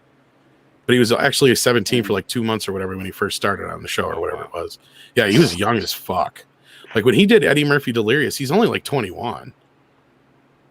Well, don't forget that he actually helped those guys out too on National Lampoons before He wound up doing the Saturday Night Well, Live. he started doing stand up at 15. Mm-hmm. In bars and shit. Like he's like, I was doing stand up in bars where I couldn't drink or legally go in with my parents, but I go there and I do stand up and I'd make $5-10 a session or whatever, and you know, before the end of the week I'd have 50, 60, $100 sometimes. He said before you know it, they were offering me $300-400 to play on Friday nights, and I was like, hell yeah. You know, and then he get bumped up to the next bigger place, the next bigger place, next bigger place, and he just took off like a wildfire. He was like a phenom, you know. Everybody wanted him. And he had his own band. Yeah, then he tried the music shit. That was Yeah. My girl likes to party all the time, party all the time. He did too much coke with fucking not James Brown, Rick James, I think. Even though he says he never did any drugs, I don't know if I believe that shit. That's a little bullshit. Everybody I don't believe was that. up in the 80s. Everybody in the reminiscent. 80s and Just the like that 90s story were on doing the that. set of Beverly Hills Cop is he drank some coffee. I say bullshit on that. He did some coke is what he did probably. But I don't want to, that's speculation, but still. That the super cop scene, supposedly it was late at night and he couldn't stay awake, so they gave him some coffee, and then he come in the next scene, and that's when he come up with the whole, you know, I don't know what you teaching these boys, but they're not regular cops. They're super cops. Like this was like 4 a.m. He was like, I guess he said he drank a bunch of coffee for the first time ever. I said, bullshit. He did a real coke for the first time ever. Yeah, he was doing rails with friends. Somebody introduced him to the white powder. Probably Rick James. Because that's about the same time he knew Rick. That's the thing. How can you be hanging out with Rick James and not doing a bunch of coke? Come on. His brother became friends with Rick It's a hell of a Yeah, drug. they used to hang out all the time. That's my Hang out point. all the time. That's what I'm saying. How do you hang out with Rick James and not once try? Like Rick James is gonna be like, "Bitch, try my coke. Exactly. Yep. We'll make you try it. You will know. You will see God. Fuck your couch. Fuck your couch." I'm rich. He punched me in the chest. Reminiscent about Charlie Murphy kicking my ass. Yeah. Come over here and give Charlie Murphy a lap dance. Cocaine's a hell of a drug. That's where that came from. Yeah, I can attest to that. Poor Rick James. I saw that extended interview that he did for that Chappelle show, and at the end of it, he's like, "And I don't even do cocaine anymore." You know, cut to a couple years later, they find cocaine, and the poor guy's dead. You know, when he died, he was on multiple drugs. You know, I don't care. Some of these guys need these drugs just to function. It's just when they get out of sorts and they do too much of the shit. Yeah. Well, look at Robin Williams. You can tell when he's pre and post. Really? Robin was? Oh my god. Oh God, he Yeah. admitted it. He said he used to do enough cocaine to kill little. Well, he used to say midgets, but I was gonna say little people. In one night, you know, he'd do more than same thing with like James Belushi and Chris Farley and those guys. They had to I knew outdo those everybody. guys, absolutely, but I had no idea Robin. God, Oh, Robin used to do so much fucking coke. Oh my God, I'm surprised it wasn't falling out his pockets on stage, man. You think he could do that shit on a cup of coffee? Fuck no. That's like I'm sure just before he did like some of the shit on Aladdin, he's just like, let's go, because he does like fucking 60 voices in fucking a minute, dude. It's like, and I think that's all in real life time. He does that shit. He gets so good. Oh man, he's admitted to doing coke for years, man. Oh yeah. Yeah. Like Gordon said, he was a total cokehead. Hell yeah. He was one of those that would come in. He'd say, "I see everybody doing a line." He'd be like, "Line 4 up for me." You know, like he had to do twice as much as everybody else. You know. Well, I can tell you, this November, I think, will be 21 years since I've touched this stuff. You know, I've hardly ever. I've only done it like maybe twice. Yeah. Philip Gaming says the best thing to ever come out of Rick James was "You can't touch this." Incorrect. Hey, Super Freak's a damn good song. Incorrect. She's The best a thing that very ever cute came girl. up. The best thing that ever came about from Rick James, I besides had the to- music, was Prince. You know the Hammer Time He dance? introduced Prince to everybody. That's true. That's very true. Yeah, him and Prince had a history too. Yeah. Yeah, you remember that Hammer Time dance? Hammer got sued for that shit. Really? You didn't know that? No. Hammer and Ice and Vanilla Ice are the reason they finally pay residuals now for sampling music, because before that there was no real law in set place for that, so people were ripping off people's shit left and right. Well, then along Hammer, and he just basically rips off the entire fucking lick without doing anything to it, you know? Because like at least the old school guys, they would mix it up like a couple of disco songs together with a James Brown beat, you know, or something like that. Mm-hmm. But no, like he just come right out. Same thing with like, that's why I can't believe Puff Daddy. Like everybody thought he was such a great thing. It's like all he's doing is just looping the same shit and ripping off the chorus. He's not doing anything original. Go listen to some old school DJ Jazzy Jeff and then come listen to this and tell me what the fuck Jeff was mixing in there compared to this shit. You can tell what song this was. It was the same thing here. It was obviously, everybody knew it was Super Freak. Super Freak wasn't even, 5-6 years old at that time? And then here comes Vanilla Ice with dun dun dun dun dun dun dun. Oh, what's another one, Tom? The one that I forget who did it. It's called Apache, but that's nothing but a rip off of an older song called Kimosabi. Oh yeah, well, see, after that court case, now everybody had to get paid, and then the other one was the Rolling Stone one where they sued what's their faces for sampling a bit of their one song, the Bittersweet Symphony song. I can't think of who sang it. The Verve. Verve? Yeah, I think it was the Verve. Yeah, that was the other one that kind of solidified it at that point. It was like, you cannot, like, to the point where their songs were all like, notice all of a sudden they'll say featuring a rendition of, and it's like, wow, they went to that extent. It's like they're trying to stop themselves from getting sued in any way just because something remotely sounds like, and it's like, I don't even hear it. I don't know what the fuck they're talking about, but okay. They still get residuals off that too. Oh yeah, yeah. Well, like here, prime example. This is one of the ones I'm talking about. Like the newest song for Bill and Ted. It goes along with our conversation. The beginning of the end sounds like a completely original song to me by Weezer. Look it up. It says a rendition of "For the Longest Time" by Billy Joel. I don't hear it. I didn't hear that either. I don't know where the fuck. But they must have preemptively thought, oh, this is the same chord progression or something, to where somebody noticed and they just gave him credit for it ahead of time to prevent any kind of legal problems later. And that was smart. Yeah, and the big thing was a couple of years back when they had the blurred lines case and stuff like that. Like you're getting to a point where they're getting past actual notes and chords. It's getting to where you can't even make a song that's like inspired by anymore, or you're going to get fucking sued. It's getting ridiculous. Like these court cases are going a little too fucking far. I agree. I don't hear the Marvin Gaye song in blurred lines at all. Yeah, that was kind of like one of those moments like, whoa, I couldn't believe that one either. And the Led Zeppelin one, I think they actually won it, and I was surprised because that of all of them was the one like, yeah, they totally not only ripped that off, but they've ripped off almost all. I love Led Zeppelin, don't get me wrong, but almost 90% of their music is ripped off. Like it's old blues songs and Jimmy shit like Page that. Yeah. was notorious for hanging out in blues joints. I believe it. No, there's an interview. I can't remember I can't remember if it was a video interview. Or Oh, there's plenty of YouTube videos out there that show the old blues songs up against his songs and stuff. It was a article writer that does interviews, and I can't remember if it was from Rolling Stone. I don't think Billy Joel would have Ord's board. I think somebody in the studio probably noticed that it was the same chord progression or the same melody at some point, and it just to save themselves the trouble, because the other one was My Sweet Lord. Because even George Harrison's like, I didn't realize it. Maybe they're using the same software that YouTube uses. You never know. That's true. Maybe all of a sudden something came up you're right, Wes. It could be something as simple as that. They ran it through some program and it came up as a match. That coffee enema video on one of my live streams got claimed. They didn't strike me, but I mean, it kind of, I guess, if you think about it, whoa, for the longest time, it's the beginning of the end. It kind of is, but not really. They're totally different fucking keys. Like, I had to bring my key up to match that. You know what I'm saying? Like, I can, even the main part of the song is da da da da da da da da. I don't hear that anywhere in the beginning of the end.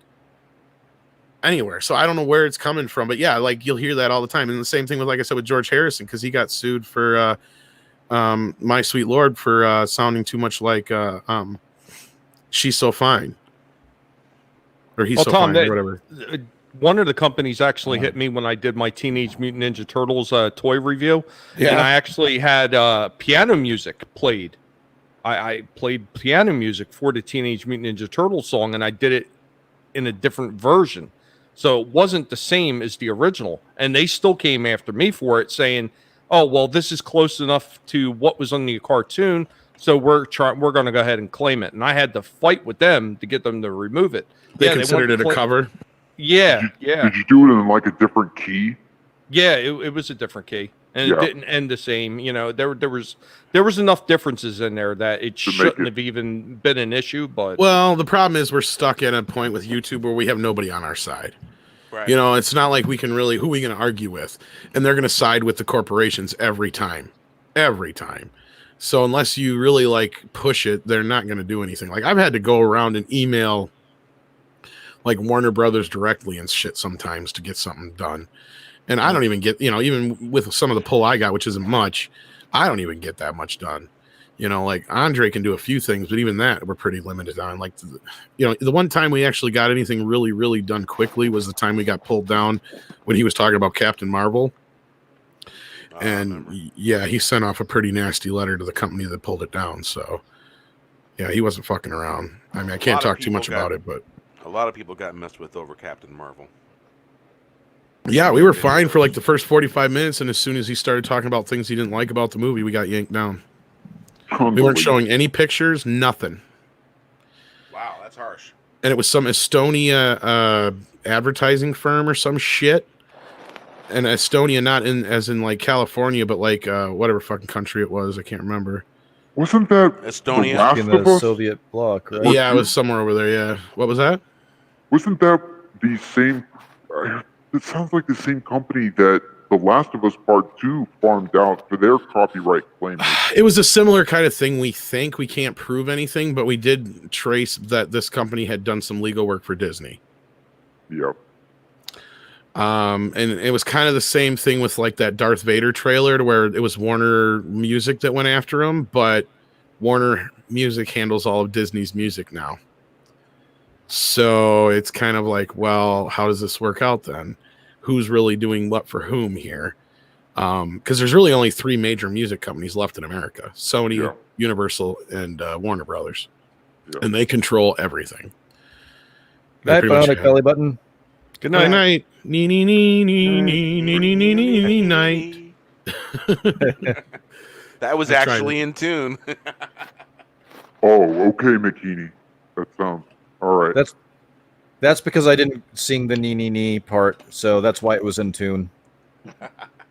Hey, you know, that's funny, that little ditty right there, the Tutankhamun. We used to play that. My old band, we used to play that right before we went into one song in particular. And I don't even know why the guitar player liked it so much, but They use that in a few songs, obviously, besides King Tut. What was the other one? Walk like an Egyptian. No, well, yeah, but no, there was an older song. I wonder if Egyptian music really sounded like that. I doubt it. Did they even have music? The only thing I can think Sure. of when I hear that, Constantinople. Didn't they have it in Constantinople? Well, if they had music, it depends. I'm saying, was it just vocal music, or did they actually make instruments? Because, like, I think the modern guitar only dates back to the medieval times. True. Yeah, Spanish. The harp is a little older. I Otherwise, think they than were that. harps and lutes. Yeah, and harps, like flutes. pianos were probably the last 500 years or so, Yeah. maybe a little more. Harpsichord. Basically, a harp with Harpsichords and bangers. shit. Yep. Yeah, it's like a harp with bangers, hammers. Yeah, there's Well, I'm some sure they actually- had music of some type, RR, but I was like, they did have instruments? Okay, I didn't know. That's what I was asking. Well, it was, you know, I've been watching a couple of these guys, like just catching these different, you know, guys that do their own renditions of music. And there's a few of them that are doing like more modern songs with a medieval instruments. Yeah, I've seen those. It's really interesting. Some of the Some stuff of them that are pretty good, yeah. I'll have to check that out. That's kind of the kind of weird stuff that I like to look into. yeah. Richie Blackmore is on a whole medieval music kick. Richie Blackmore of Deep Purple and Rainbow, he left hard rock for almost 20 years doing, because he married this pinup model who's really into like medieval music. So, Well, speaking of music in general and connected to this movie, like that song that Bill and Ted play in the beginning of the newest film, I think doesn't do credit to what, I think that's where some people misinterpret, because they are actually good musicians. They're just experimenting, because they have the whole track on the soundtrack, and it goes into some other stuff, and and the reason I thought of that is because it brings in like some medieval sounding stuff and some other stuff like that. It's actually a little interesting if you listen to the whole entire track. But no, like going back to that original film though, they kind of play it off for the first bit of the movie, but once they get to the end there, it's like they start to realize that heavy weight that's laid on them. It's almost like they're two Jesuses, with the fate of the world laid at their feet, and they're like, maybe we should learn how to play. All on them giving oral reports. Yeah. World history. But it's just like they got to stop and think about that weight for a moment, and then that weight just keeps bearing down on them, I'm sure, throughout the rest of the films. And I'm sure that's where, the idea picks up in the third film as well. But no, I think it's interesting how they just kind of took this simple idea, and it's, I don't know if there's ever really been anything that really directly tried to rip Bill and Ted off. I mean, you tried to have a lot of the buddy kind of things they tried after that, but they always tended to go like stoner or whatever. Even the TV show, the live action TV show of Bill and Ted, failed to understand what Bill and Ted were all about. It just, I mean, they're hard to explain. And I feel like they captured a specific feeling at that time of that generation. Like, I feel like they influenced me a lot into going into my, teenage years. And I know some of you guys are a little older than me here, so you saw it, they're about the same age they were in the movie or whatever. But yeah, I mean, it's interesting to see how 30 some years later it's still with us. Right. And it's one of those movies that transcended, and even though it's not a big worldwide hit, because it really wasn't outside of the US too much, but I think there's a reason for that, because it is so American, because it was kind of a snapshot of the average, not, like I said, not the uber geek, not the uber jock, but just average teenager at that time, probably. And No, back then, hold on a minute. Back then, they were making movies for the love of making movies, and they didn't care what other countries were saying or thinking or doing. They were making a movie to make a good one, not like they do today to make countries happy with their regulations or whatever they want. Not that I'm talking about a certain country that's, across one of the oceans. We can't even say it. Right, exactly. Unfucking believable. It is. It asshole. Yeah. And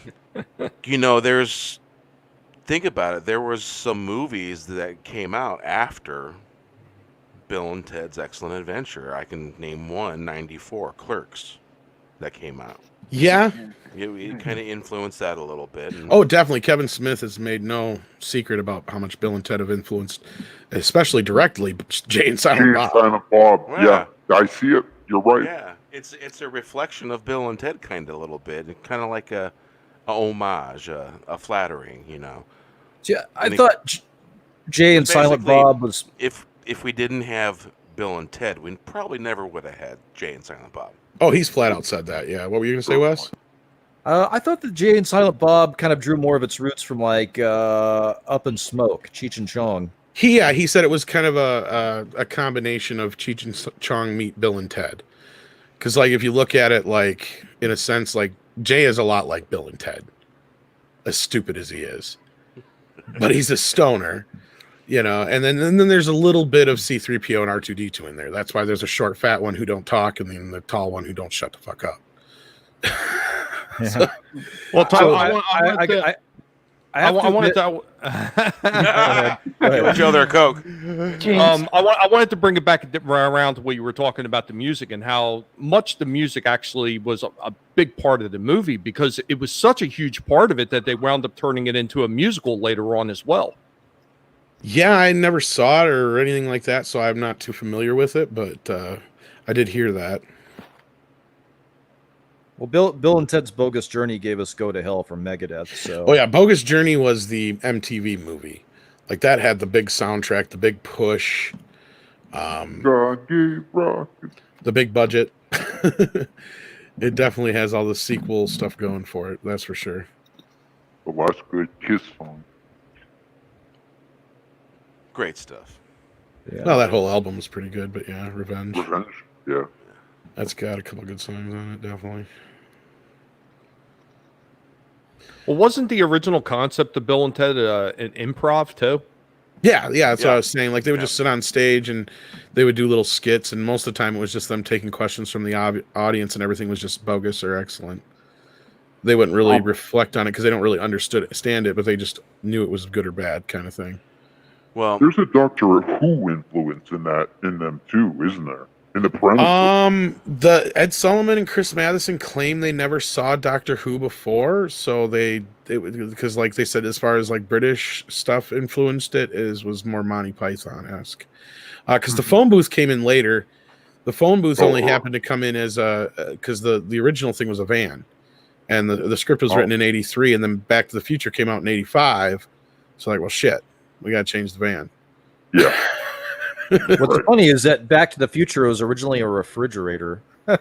Isn't it odd how similar they were in that sense? Yeah, like there's a lot of similarities between the films in general that even though you don't notice it because they are so different, but you have an older, mentor type who is the giver of the power to change their destiny. Just like, same thing with Back to the Future kind of. So it's very similar in that sense, Well, I mean, if you're going to build a time machine, you might as well do it with some style. True. But I would never do it again with a DeLorean. All it does is die every 10 seconds. hey, did you know that there was Bill and Ted Excellent Adventures TV series? Yes, there was 2 of them actually. 3 actually. Yeah, 3. Cartoon? There's 2 cartoons, and there's the live action. Live action I already brought up because like I said, the live action did not understand the characters. It was a shit show. It only lasted for like 8 episodes. Right? Yeah, and they managed. It was so bad that Orion held the show off until after Bill and Ted Bogus Journey was in theaters, so the show wouldn't hurt the box office of Bill and Ted. Because they knew it was going to be that bad. But the original first series that came out has the voices of Keanu Reeves, Alex Winter, and George Carlin. That would be the first and only season they had on, I think it was on ABC, and then it went to Fox or vice versa. I can't remember which. But then when it switched over to ABC, I think, or maybe it was Fox and then went to ABC. I'd have to look it up. But when they switched over, they changed all the voices. They changed the concept of the show. It got more kiddie oriented. Because the original first season was more about kind of like the movie. It was about every week they had something happen and they had to go back in time to fix it. So it was like, one week was they broke Missy's vase, so they had to go back to ancient China to get a vase. And then something to do with baseball. One episode they went back and they got Babe Ruth, and then they had to do something with rock and roll, so they went back and got Little Richard one episode, and Little Richard actually did his own voice in the episode. Sweet. Yeah, like it was the first season was amazing. Then that second season went to shit because then they changed the concept of what it normally was to them going into like storybooks and shit. Yeah, Well, quite honestly, 1990 it was produced by Hanna-Barbera. Then after 91 it changed Yeah, I think it went to to Fox Kids. Okay, so it went to ABC to Fox. Okay. So Hey, It was Tom, CBS originally. I'm sorry. It was CBS originally. 1990, and Yep, that's right. CBS, then it went to Fox. Okay. and there was a season that was produced by Hanna-Barbera, 13 episodes. That's the good one. And- Yeah, and then 91, 8 additional episodes ran on Fox Kids. Produced Those are the shit ones. by DIC. Deke, yeah. I was going to say it was either Deke or Nelvani. I couldn't remember which. Yeah, but the thing is, I mean, that same people and same time period gave us the awesomeness that was the X-Men cartoon. That's I better thought it than- was the same company, though. Was Deke the ones behind X-Men, though? No, Well, Sapien. But I it was was gonna on say- it was on Fox Kids though. Oh, yeah. That's just the It wasn't, network, yeah. though. Hey, But, hey, like- Tom, Yeah, we we also got going to say, Batman on Fox. I was going to say, like how many of these movies that actually wound up making it to TV actually did well? I mean, they had that Logan's Run TV series that was just like horrendous train wreck compared to the Oh, well, movie. there's a shit ton of movies based on cartoons in the 80s that were only lucky to get like one season. You had everything from like Teen Wolf to Gosh, God, Little yeah, Shop Teen of Wolf. Horrors to what else did they have? Well, Back to the Future did have a 2-season run, I think. But that was a little bit better produced because that had Bob Gale behind it and stuff like that. And Plus, there was all the Inspector Gadget cartoons as well. well, Yeah. yeah, but I'm talking about movie ones. But yeah, like Well, if you're talking movie, the only movie that I could ever Karate remember Kid them and a few other doing, ones, yeah. well, I mean that's more modern, but I mean if you're talking about back then, like the only one that I could remember that actually took the movie, and I think they may have done it better in the TV show series, was probably MASH. Oh, I thought you were gonna say Planet of the Apes, the cartoon, but the TV series, the actual series, yeah, MASH. I love the film; it has a very special place in my heart. But yeah, no, I totally love the series too. Like, it's really tough for me to pick one over the other, though. Well, one's more of a dark comedy than the other one. Yeah, The movie, yeah. I thought the Ghostbusters cartoon was pretty good. oh yeah, the Ghostbusters one was good, Yeah. and that suffered the same fate. Yeah, it did. It got kiddie and stupid. Yeah, but that was on the same network. But that was because they brought in I can't remember what they were called, but some company to overlook all the kiddie shit on the show, and they changed it so piss poor. They changed everything on the show. Yeah, that turned into Slimer Hey. and the Ghostbusters. They did Yeah. the same thing to Elf too. That first Hold on a season minute. wasn't so bad. and then, Hold on a yeah. minute. Hey, Ords, someone said safety meeting.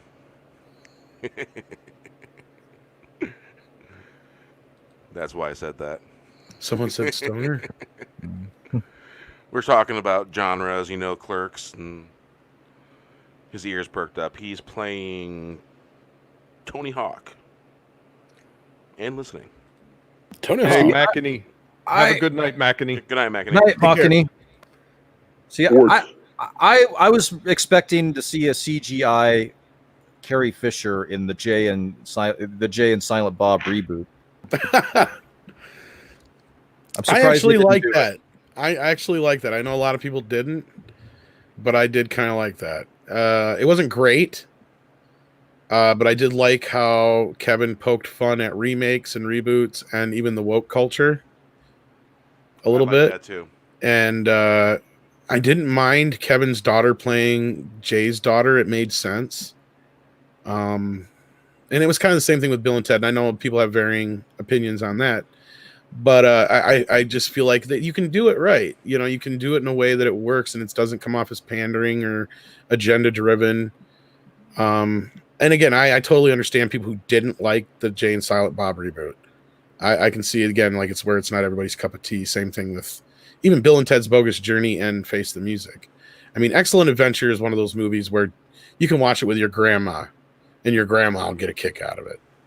But it's a little more difficult to get your grandma to understand Bogus Journey. You know what I mean? Especially if she's religious, right?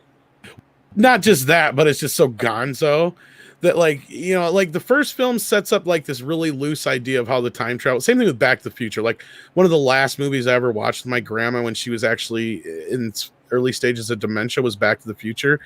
And she fell asleep near the end, but I was kind of happy that she kept up with most of the movie. So I was like, because I knew I was trying to pick something that would be simple, but exciting enough to keep her attention, and it kind of worked. So if it wasn't for that, I probably would have picked something like Bill and Ted, just because she'd been like, "Oh, those boys are goofy," or something. You know what I mean? Like, I used to watch Clark. What is it? Bogart movies and what is it? Clark Gable.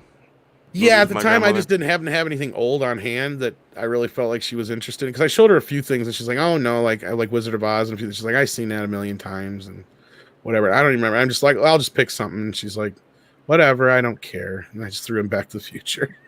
I'm like, this'll work. She'll be like, "Oh, that's that kid from Family Ties," and she'll be all right. Yeah. And she'll probably recognize people. Other than those kind of movies, my grandmother would probably, when she was alive, she probably never would have watched something like this. It wouldn't, because my grandmother and grandfather, they watched Spanish TV. Oh, okay. Yeah. Well, I just meant it's something that you could drag out in front of the whole family, and it doesn't have anything in it that you really have to worry about. Something everybody can enjoy. And that's what I like about the newer film too, is they kept that family kind of tone with it. They didn't even. I don't know why it's rated PG-13, the new one. I still have not figured that out. Outside of the fact that they go to hell, maybe That's why.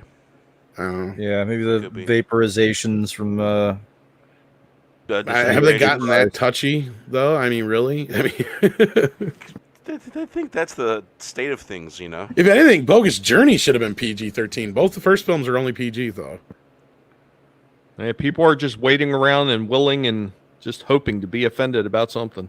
I know, right? I couldn't figure it out watching the whole movie. I'm like, why is this PG-13? I don't get it. it was given the PG-13 rating to make it more appealing to a wide audience? Maybe it's because of the drinking. I didn't even think of that. That'll do it. I didn't even think of that till now. That's why. Because now they've been harder on, and tobacco. and they won't allow you to have tobacco depiction under an R-rated film now. Yep. I didn't even think of that. Put two and two together. You talking about when Ted had the flask? That, and he's drinking the whole thing about. He's like, dude, lay off the vodka. And he takes a bigger slug.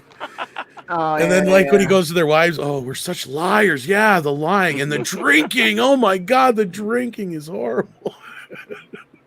Because they never drank before. Even in Bill and Ted's Bogus Journey, everybody around them is drinking beer and cocktails. They're still drinking soda. Well, and his wife even said that, she's like, but you don't even drink. Yeah, but not my future self does. And, And they were even tickled pink when they were in the bar and they actually asked for 2 beers and they get them. If they actually would have drank anything out of them, they probably would have been so damn drunk.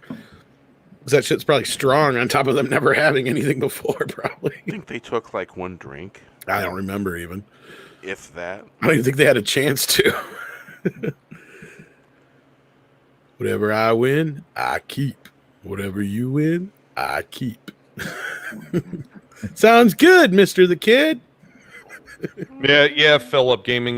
They've gotten to the point where they consider anybody, even in a movie, smoking now is actually a promotion for people to smoke. Yeah. Even the villains. I mean, that's why Marvel Comics is removing the cigar from Logan. No more Wolverine smoking those stogies. Jeez. Well, I'm surprised I haven't heard anybody pitch a fit over old boy trying to sell Obi-Wan some death sticks. It has been years since you have really been able to smoke in a movie theater. Yeah, the movie thing with the smoking, though, has only been for like the last 10 years or so, if that. Like the rating part of it. Yeah. But yeah, you haven't been able to smoke in a theater since the 80s. Yeah, Well, I mean, it was 80s. only within, Yeah. wasn't it only within the past year or so that they started cracking down on the streaming services over that? Possibly, I don't know.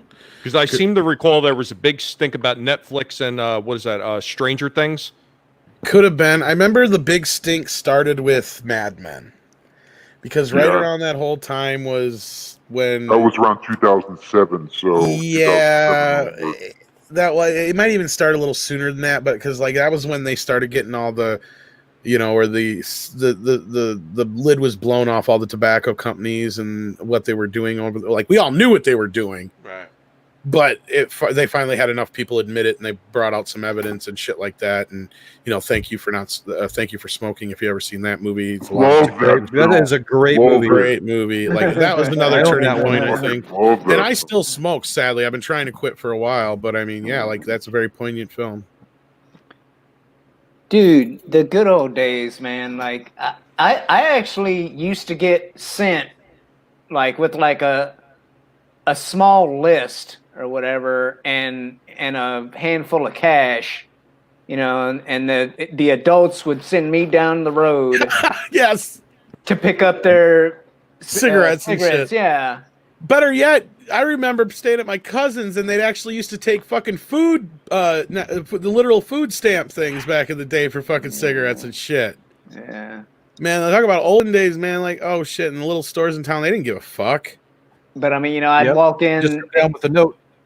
It was like it was a little place it was called the Sport Shop. It was basically like a like a gas station / convenience store / bait shop, and yeah, like I said, I'd get sent down the road to there, and they'd be like, oh, what do you need? And I'd be like, oh, well, Dad needs a pack of Camels, Joe needs some Marlboros, Russell needs Marlboro Lights, and then they'd give them to me, and they'd be like, all right, that's $5.25, you know, and I'd hand them the money and, you know, there you go. And I was like, I don't know, 10, 12, you know, something like that. Well, when I was a teenager, the age to purchase cigarettes was 16. The day I frickin' turned 16, they made the age 18 to purchase cigarettes. I was so And you didn't get pissed. grandfathered in either, did you? Oh, it was Indiana, man. Nope. Well, I mean, that was the same thing with drinking. At one time, Nah. you know, go buy drinks, you had to be 18. And So it was like less than a year or so before I turned 18 that they changed, like maybe a year or 2 years. It was only a few years and they changed it to 21. So When did they do that? God, it was in Jesus, what was that? Like 80, 81 or something? Or? And here I remember, you know, riding around in people's cars as a freshman drinking, you know. Because I mean, I'm not old enough to remember when the smoking age changed to 18, but I do very vaguely remember people griping about the drinking age changing. Well, you know, I mean, as a speaking as a United States military veteran, it is my humble opinion that if you can sign on that dotted line, saying that yeah, I'll die for my country if that's what happens, you know. Little tidbit on drinking age. In '84, Congress passed the National Minimum Drinking Age Act. Yeah, I was just going to say that. Yeah, that's why you had to be 21. And they had to be done by October 1986, or they'd lose like 10% of their highway federal funds. Yep. Because Michigan used to go up to Michigan by alcohol. It was 18. I mean, geez, I guess you would have been too young to remember that, Tom. Maybe, I don't know. Maybe you would. Of course. They used to have smoking in the malls and stuff like that. Yeah. They phased that out by the late '90s. There used to be smoking sections in the sitting sections where you could smoke in the malls. Yeah, but there was a lot of them that started getting rid of it by like the mid to late '80s that they started getting rid of it. Most of them. I'd say I remember a lot of places by the late '80s you couldn't smoke indoors except for restaurants and bars. I think it was 1987. Hotels. 1987 when shit like that. When they banned all smoking in South Lake Mall. Yeah. Now I know there's loopholes in the drinking age with the military thing. Like now in the United States, they usually won't let you, but like if you're posted somewhere that does allow the drinking age, they will allow you to. Shit like that. Hey, Tom, I got a request to tell you something. Sure. So, Stieg wants you to know that he has the body of a 20-year-old, but it's in his freezer. Well, he's saving it for a good day. There he is. I do sometimes, Stieg. No, I don't. Not really. Maybe. I don't know. You'll have to come find out. But he won't come to America. If Stieg comes to America, I'd let you stay at my place. I don't have a bed for you, but I'll find one, and I'd even buy you a bed for a couple nights. See, I told him I want him to come to Florida because I want to see if he will actually melt. I think he'd get one taste of America, and he'd be like, "Fuck this," and leave and never look back. Or he'd fall in love with it. Yeah, I think it'd be more like, you know, it'd be like basically the Norwegian version of Crocodile Dundee. You know, That would be. So when it comes to a rating, that makes him want to go even less. I was just saying to save you some money on a hotel, but I'll rent you a hotel if you want. Steve, you just got to figure out which city has the best fish. You know, freshest fish. I'll just take your ass to Vegas, man. Yeah, see if you can make the trip for the Creation Star Trek convention. We'll get you a couple cheap hookers. Get you stoned. take you to Hey, I Hell's heard. Kitchen. I hear. There's talk about Congress federally legalizing. They fucking cannabis. should. Yeah. Look, if you want to, okay, doesn't everybody want universal health care basically for the most part, right? Yes. And good education, right? Legalize prostitution and fucking cannabis tomorrow, and you could pay for all that shit. Yes. But just make Yeah, tax sure the revenue, Democrats don't oversee it. Hey, you know what? Let me My- tell you. Colorado was first, and then Washington State was right behind them. They have made so much tax revenue off of it. It's not even funny, man. And you know, a lot of people were kind of against it, but you know what? A lot of these towns were making all this tax revenue before when they weren't. Now they're all for it because they see the dollar sign. Just because they got, and then they yeah. look at some of these states, they have a surplus of money. They don't know what to fucking do with it. Local roads dude, get fixed quicker. the town I'm in, when California legalized it recreationally, they voted it down, allowing dispensaries in. But you know what? As soon as eventually, you know, those people got voted out, and they voted to let the dispensaries in, and our tax revenue like went up by 2.5 times. We had fiscal problems. Now all the roads are getting redone. And technically, it should make it to where property tax can actually come down. California will never do that just because of all the fucking rich people that live there. Like they're so worried right now. Did you hear that shit? Well, I don't want to get on this road too much, but like the a whole little bit. like the whole thing about them trying, it'll never happen because it's unconstitutional, but like they're saying they're going to try and tax landowners who move out of fucking California for like 10 years after they move out. Did you hear that shit? Yeah, the wealth. Yeah, tax. they'll never get away with it, but yeah, they're trying to pull, like, that's how desperate they are right now. It's, come on.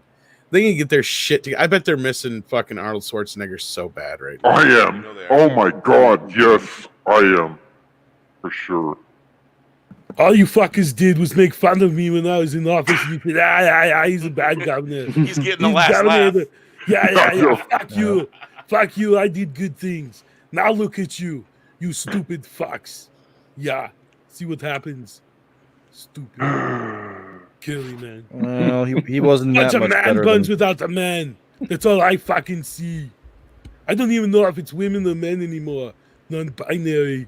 What does that mean? If you want pepperoni pizza with bullets on it, okay.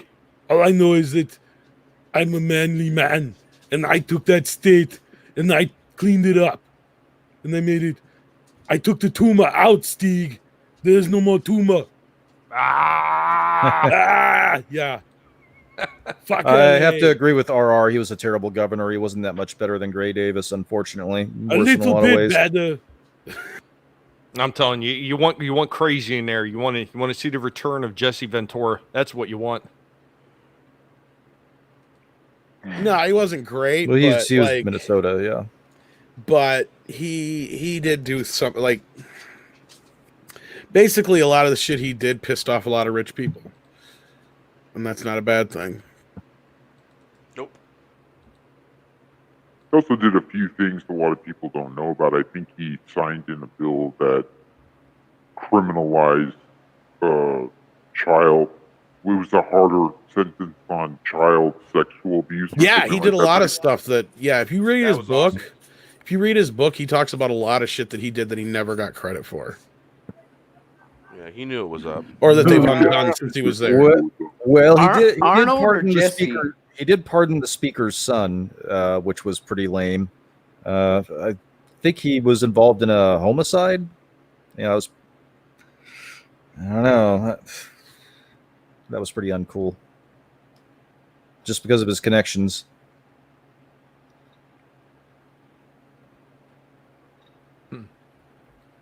But anyway, yeah. So Steve speaking of, says he would be a great one. He would use napalm.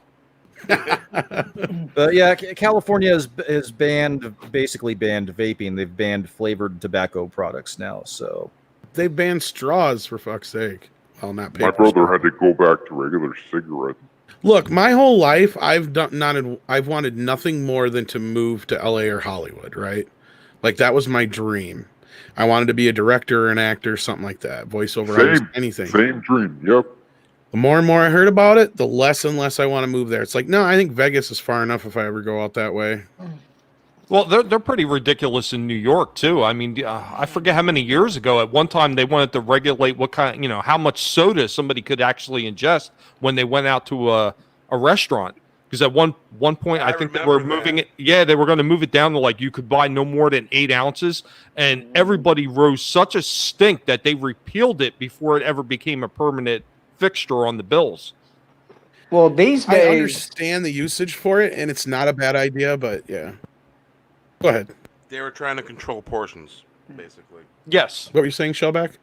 I was going to say these days, I don't know about, I don't know the exact percentage, but, a lot of the stuff that comes out of quote unquote Hollywood actually comes out of Atlanta. Oh yeah, Georgia's like the new Hollywood now. Yeah. Definitely. All the Marvel films were filmed there. Yep, like most of them are. Like anytime you see that little peach, that means it was filmed there. Canada and Atlanta. Well, how much of the Walking Dead was filmed almost primarily in Georgia too, wasn't it? Yep. That's right. Most TV is shot in Canada or Georgia now. Yep. No, I mean just to get off the soda thing. One thing though, I mean I understand the usage a lot because I drink too much fucking soda. And I mean, you look at us as a society and compared to what we were like 30 years ago and how much soda we consume compared to what we used to. It's just crazy. I don't know. I don't know whether it's just like a natural getting older thing or whatever, but like, I really haven't been a soda drinker for quite some time. I'd rather have like sweet tea or something. No, that's not a bad thing, dude. I wish I was that way. I can't. I'm trying to get away from that and all my voice type shit for the most part. Well, I mean, I used to drink tons of soda, and at one point I'd switch to diet soda, and then I kept hearing that diet soda was bad for me, so then I switched back to regular soda, and the next thing you know, I had type 2 diabetes, and so I completely cut all of it out. And that's now right. I don't have type 2 anymore, but even now I still don't want to drink soda anymore. Well, that's what I've heard is once you get past that initial hump, that's the hard part I've heard. Sorry, go ahead, Shellback. My bad. Well, no, like a pitcher of either tea or like Kool-Aid with one cup of sugar, right? 1 cup of sugar for a pitcher of either tea or Kool-Aid. And it's plenty sweet enough, and it's got a lot, and that's a lot less sugar than what you'll end up drinking soda all the time, And it's I don't know. Correct me if I'm wrong, Shellback, but is the amount of corn syrup in Kool-Aid as much as it is in soda? Because that's another one. There's no corn syrup in Kool-Aid because Kool-Aid always comes in a packet. Yeah, that was what I was you also mix going your to say. own. Is the big thing that's changed in the last 30 years is the corn syrup factor. Yeah, the high fructose corn syrup. They went from sugar to that, and that changed everything. Yeah, that's the stuff that's been giving everybody diabetes, and I don't know why they just don't want to come out and say it, Because I mean, you look at 90% of foods that are out there. Just put drinks to the side, but if you look at most foods have high fructose corn syrup in it. And that's the stuff that's giving everybody diabetes. And that's why it's so rampant, not only in this country, but when they started exporting our fast food restaurant chains out to places like Japan, all of a sudden people in Japan were becoming extremely overweight like they are here in the United States. I probably drink only about 1 liter of Coke probably once a week or less. It's kind of like a treat for me, but I don't drink a lot of it. I drink a lot of water, though. Yeah. If I do a soda, it's usually like Sprite, but if it's a special occasion, I'll do one of those Mexican Cokes that has real sugar in it, that comes in the bottle. The cane sugar. Yeah, like it really does taste different. No, an actual Coca-Cola. Yeah, well, no, but I mean so in the town I live in, we got this most excellent Mexican food truck, and they carry Guarritos sodas. Those are really good. Yeah, those are good. Before they brought those into the States, my grandmother used to bring those back from Mexico. Yeah, but I mean they're made with cane sugar, so. Yeah. Yeah, it makes a He difference. also used to bring back chicle too. Little tiny squares that were gum. Chiclets? You want chiclets? Chicle. See, that's the only thing I remember about my trip into Tijuana was the little kids yelling "Chicle, chicle." Yeah, I remember those when I was a kid. Yeah. Yeah. Oh, and then and there was these. My grandmother also used to bring back Mexican candy, and a lot of it was kind of weird, but a lot of it was really good.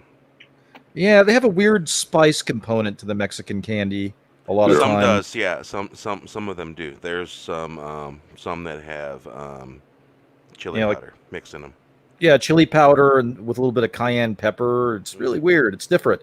You can get used to it, but I don't know. It's an interesting flavor palette that they have down there. I think the sangria has also has an apple flavor. I've had that one, Philip Gaming. Well, Bear, did you ever run across the ones that were like agave candies? I might have. Was it Good night, green? Tyler Mongo. Yes. Good night, Yeah. Don Mongo. Well, the agave plant is the same thing that they make tequila from. So, where it's a form of tequila. It's not really tequila, but Just watch out for the worm, man. no, the worm's the best part, man. You got to get the agave with the worm in it. Has to Yeah, have you the worm. you gotta get a certain type of tequila that actually has. It's mezcal. Yes. It's not actual tequila. It's mezcal. It's slightly Yeah, different, but but it's the same animal. Yeah, it's all made from the agave plant. I always tend to go for the anejos when it comes to tequila because that's the thing that most reminds me of whiskey. That's the Cabo tequila Wabo. that's in the Cabo Wabo's good. Me and my cousin used to drink a lot of that stuff. You know, we used to have a Sammy's Rock and Grill up here, but something really weird happened with the owner. I don't know. He got in bad with some, I guess, some people up in Mendocino County, and they found his body floating in the ocean and his rental car out in the ocean. So Ooh. I don't know. I think you don't want to borrow money from people in Mendocino County, I guess is the moral of the story. Yeah, you don't want to go walking abouts in the Golden Triangle. You know what I'm Where's my saying? money, man? Where's my money, Brian? Because Mendocino is in the Golden Triangle. You don't be walking around those woods. Nope. Let's go away, get shot.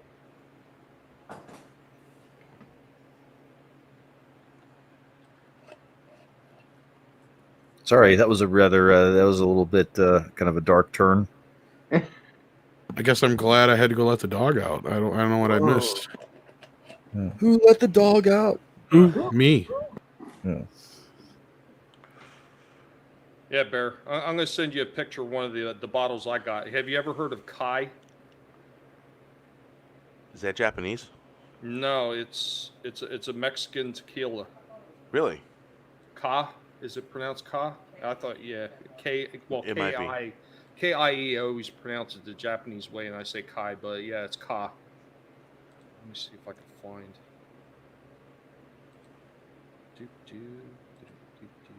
Well, as long as it's not caca. What do you ask you, Shellback?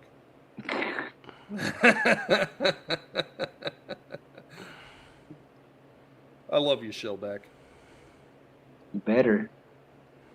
Hey, man, we got a truce, man. The guinea pigs and the turtles. You know, we're working together here. It's one hell of a navy. Well, it's a turtle bear guinea pig There you collective go. now. You might find that one interesting. That thing was drank a long time ago, though. That was back when I used to be able to slam them down.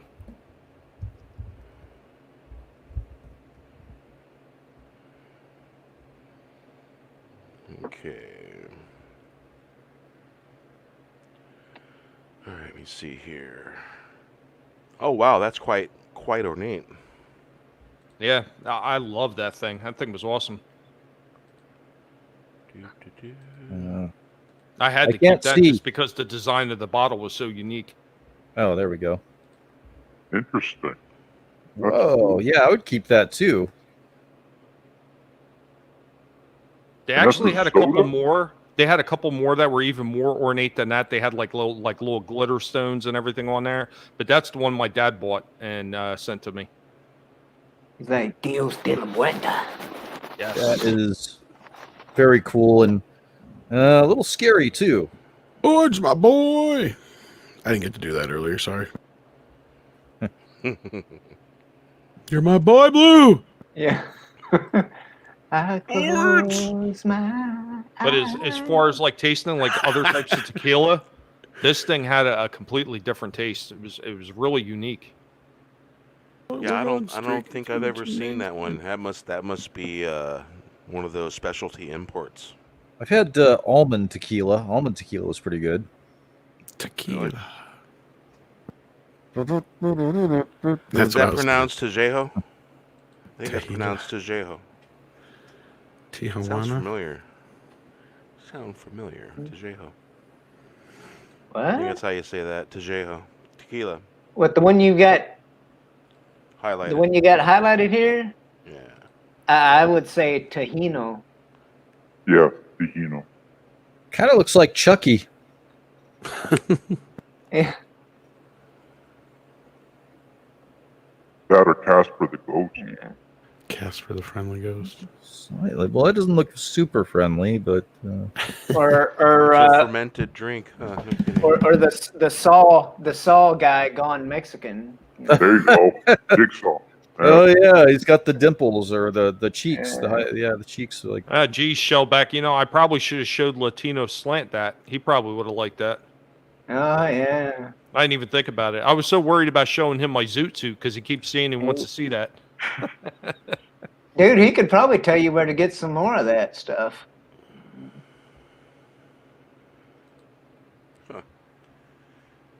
Yeah, there was this. We had this place in over near a lake station, Indiana. I think it was a little Chicago, and it was a place called Little Puerto Rico, in there. And there was this one guy on Sunday we go see because Sunday in Indiana you couldn't buy alcohol. I still think you can't buy alcohol on Sunday. And so we used to go see the Puerto Rican guy, and he made his own concoction. It was sort of it was a mixture. It was basically like it had a taste of a little bit of taste of white rum and a little bit of taste of tequila with a mixture taste of something kind of fermented. And my God, it would knock you on your ass. Drink a lot of that stuff. So we go over there, hang out, and drink that stuff. I think it was called Toquito? It might have been called Toquito. I can't remember. But it was homemade, and it was great stuff. And it was sort of like that. I think it was a lot like that fermented drink that he just mentioned, Philip Gaming. But yeah, and we go get our beer from the guy and all that, and guy made a lot of money on Sunday, let me tell you. Yeah, they have some weird laws on the books still, and I want to say it's South Carolina. It's either South Carolina or North Carolina, but I'm pretty sure it's South Carolina, where there's absolutely no purchase of alcohol, or not alcohol, but no gambling, where you could purchase alcohol and stuff like that, because some of the bars will actually have the gambling machines in there, and you are not allowed to play those things on Sunday. Yet they don't shut them down. Right. I guess in the hopes that some idiot from out of town is going to play them, because my buddy went over and played it, and they're like, "Oh, you can't play that on Sunday. There's a fine for that." And like, why is it even on? Well, they probably also still have a law on the books saying that like you can't ride your pig into town and shit like that too.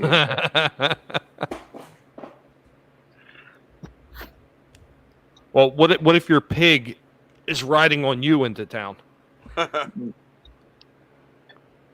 Only if it's in the wagon. It has to be in a wagon pulled by a mule. to be bacon.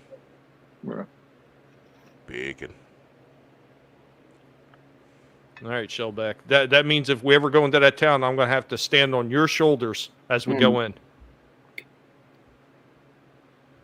Well, isn't that usually the case?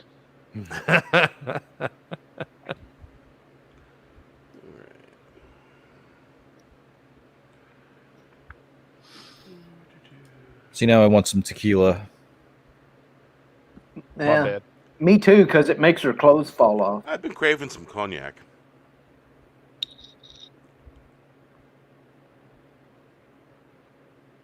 Yeah, my thing was the moonshine for a long time. Moonshine. Oh, speaking of which, so that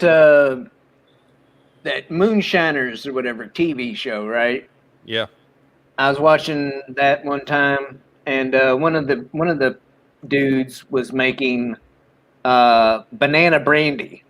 Okay, That doesn't sound very good. and oh, it does to me. Anyway, Did you say he banana was brandy? yes. I've had cherry brandy and I've had peach brandy. I don't know about banana brandy. I don't know. Well, apparently it was sounds kind of gross. apparently it was good enough for him to be selling it for $100 a gallon. Wow. Yeah. So, hey, Shellback. So on that Moonshiner show, you know, a lot of those guys, they wound up getting their own drinks out on a moonshine label. A company is actually producing moonshine for them. Like those two guys, Mark and Digger, that make all the crazy flavors, like with the rum and everything like that. And they make a hazelnut moonshine rum that is absolutely fantastic. Oh man. The smell alone when you open up the bottle, or you know the jar rather, because they come in the mason jars. The smell is just unbelievably good. That was one of the ones that I actually still have in my cabinet that I can't, well, because I don't drink Hazelnut? anymore. Yeah. Dude, that to me that would be going in a cup of coffee. I mean, that's some hazelnut rum in your morning coffee. Oh yeah, there you go. You should check it out. You might be able to find it at one of your liquor Shellback. stores. It's really good. That's roughly $20 a fifth, because there's 5/5 in a gallon. That's $20 a fifth. Well, I picked up one of those jars, and I want to say they were only like, in somewhere in between $14 and $18 at the most for a standard mason jar. I mean, it's definitely not the cheapest stuff on the shelf, but there's a lot more expensive than that. But I mean, apple you're gonna pie's get a favorite. Yeah. I've had they had a blueberry cobbler too that was really good. I've always wanted to try the apple pie. Yeah, no, not me though, because like after I saw that one episode of Justified, I think it was Justified. Mm-hmm.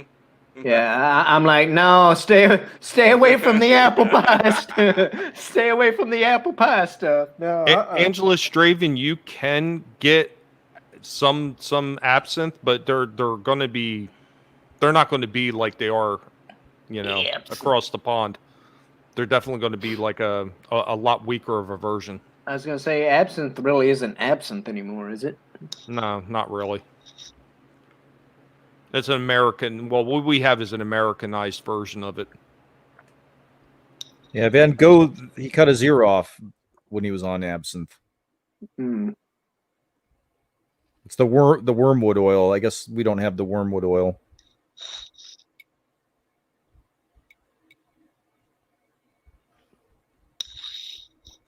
They have it in Europe, though.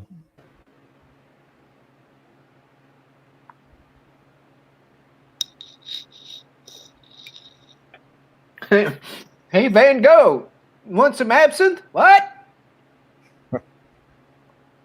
Yeah, Willem Dafoe played Van Gogh in some sort of biography about Van Gogh. Did a pretty good. He looked just like Van Gogh. It was pretty interesting.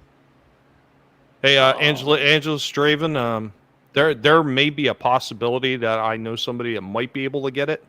I'll let you know.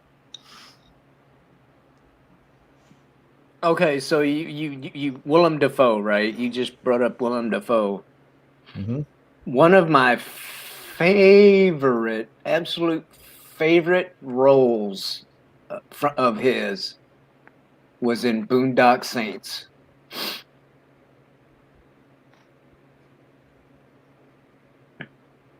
Don't believe I've seen that. What? It's a good movie. Oh no! Oh yeah. Hold on, let me look it up. I probably have and just don't remember the name. You just lost your get your money card. It's gone. Darn it. Yep. Was it Boondock Saints or the second one? It's Boondock Saints. Is the first one was absolutely. It was hysterical. a firefight. Yeah.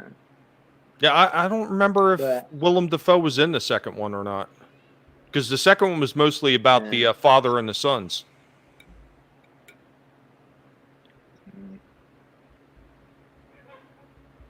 But I mean, tell us about the symbology of that movie. As oh in, my God, as that's like one of the big lines in the movie. You know, the guy says, the symbology, symbolism. The word you're looking for is symbolism. What are you talking about? The whole factor of them, being like avenging angels, or what? Yeah. And saying the prayers in Latin and stuff every time they freaking I hate even to though do that this. even though the prayer was said incorrectly. You got to go, What's going on, Tom? Yeah, I was gonna say, unless anybody's getting last minute questions or anything, but for me, I gotta get running. I got some work I gotta do here quick. So. One last question. What's up? How much wood could a woodchuck chuck if a woodchuck could chuck wood? As much wood as a wood could chuck could. If a woodchuck could chuck wood, that's how much. That's the best answer I can give you on that one. Well, hey man, thanks for coming by and so I'm hanging with you guys, dropping some knowledge on us, man. No problem, man, and I'll definitely come back for the other two if you guys want me to, or the other one, or whatever. Absolutely. Yeah, just let me know. Hey, you got an open invitation anytime. All right, take care, guys. Thanks so much for having me. Take care, man. Take care, Tom. Bye. Good night. All right, time for a music break. Which one shall we go with? Waiting on the Sauce. Yes, RR. Tom has to go see Alfred. It's time. What do you mean I gotta go? Is it that time already, Alfred? Sunshine on My Shoulders. Do you have that one?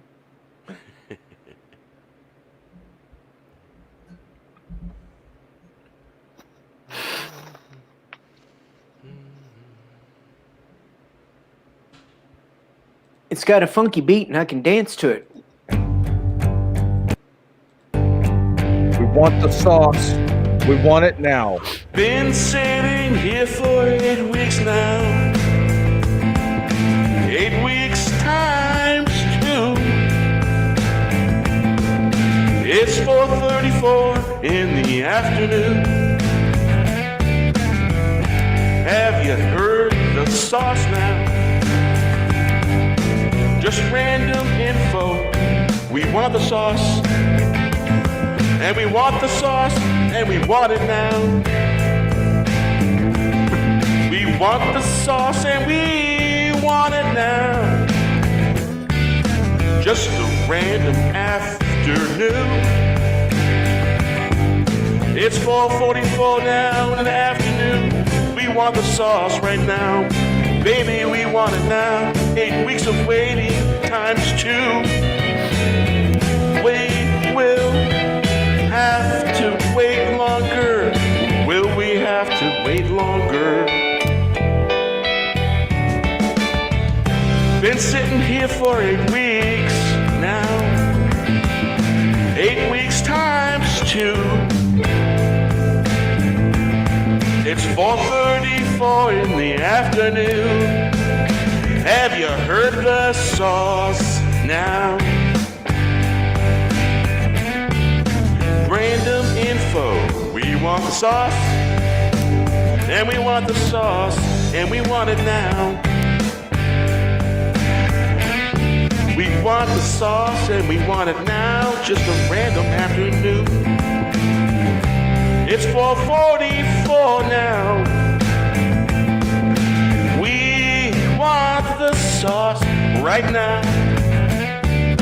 Baby, we want it now. 8 weeks of waiting times 2. Will we have to wait longer? Will we have to wait longer? Been sitting here for 8 weeks now. 8 weeks times 2. It's 4:34 in the afternoon. Have you heard of the sauce now? Just random info. We want the sauce, and we want the sauce, and we want it now. We want the sauce, and we want it now. Just a random afternoon. It's 4:44 now. We want the sauce right now. Baby, we want it now. 8 weeks of waiting times 2. Will we have to wait any longer? Baby, we want it now. 8 weeks of waiting. Will we have to wait longer? Been sitting here for 8 weeks now. Times 2. It's 4:44 in the afternoon.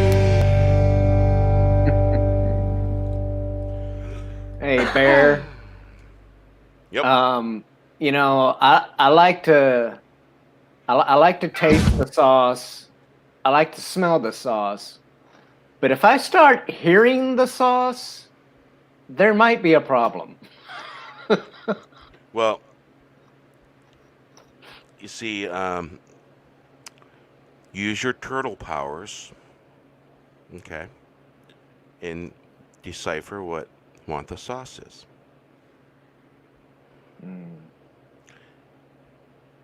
Think information. Steven wants the black sauce. Who, what, where? I said Steven wants the black sauce. Oh, coffee sauce. Oh, I see. All right, let's see here. One more. Which one? Nothing wrong with Old Oak Tree. It's already queued up. I don't know. Oh, yeah, it is. Yeah. Good call. What a grand time we can have, walking backwards in a backwards world. Well, that's normal to me.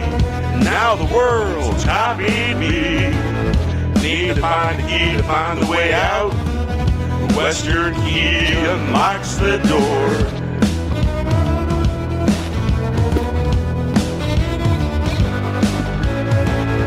Grows on to my old tree. Light makes my green light won't go. Green light won't go. Bus won't move. Gotta catch a groove. Gotta move it on down in this time world. 1, 2, 3. He said tree.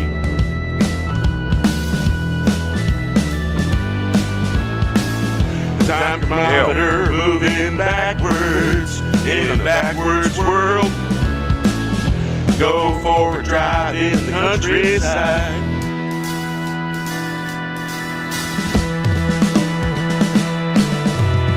Miles and miles down the road.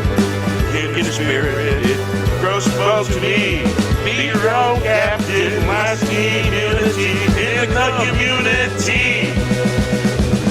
What a grand time we can have, walking backwards in the backwards world.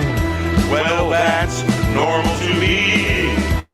Now the world's copying me.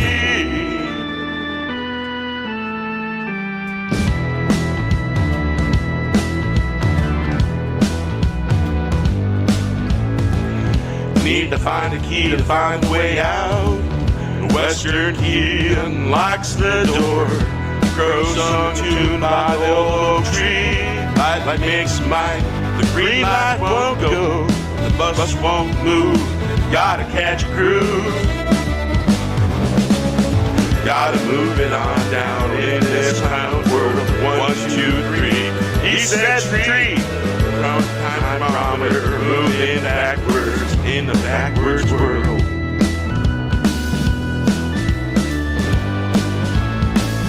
Time chronometer moving backwards in the backwards world. Go forward, drive in the countryside. I can identify with the song that goes. Miles and miles down the road. Kindred spirit, the crow spoke to me. Be your own captain, lasting unity in the community. What a grand time we can have, walking backwards in a backwards world. Well, that's normal to me. Now the world's copying me. Gotta move it on down in this clown world. 1, 2, 3. He said 3. I must say some of those graphics were pretty awesome. Thank you. Basically, the main images, and even sometimes some of the particles are images that I created. The icons that are cut out, layered, and then layered within those. And there's hours, and I enjoy doing it. I really do. Yeah, this is Turn the Wheel. And there's, and just getting all the images together and creating the slideshow is probably the most intensive thing out of singing the lyrics to existing instrumental. And it can be complicated because sometimes you have to go in and some of the transitions in the slideshow, there's labels. And sometimes every once in a while, I'll miss a label. Or some don't even have none. But yeah, awesome stuff. Turn the wheel like the wheel on a dial. Turn the negative into a positive. Give me a smile, I can drive for miles. Share a smile, I can drive for miles.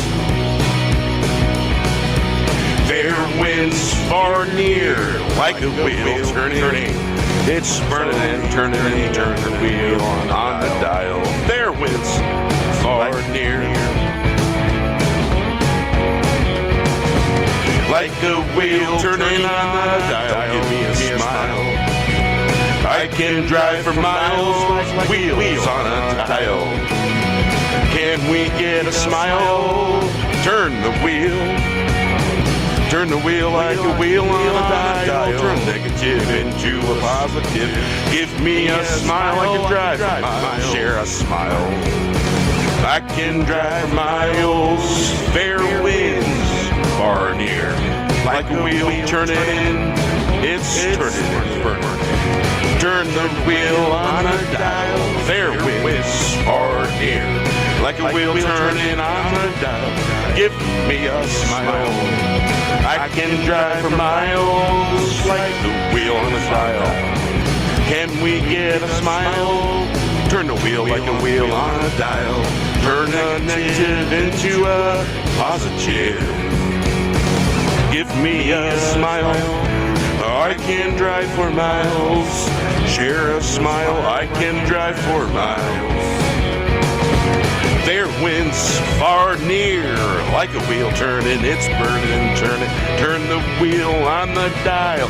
Fair winds far or near, like a wheel turning on the dial.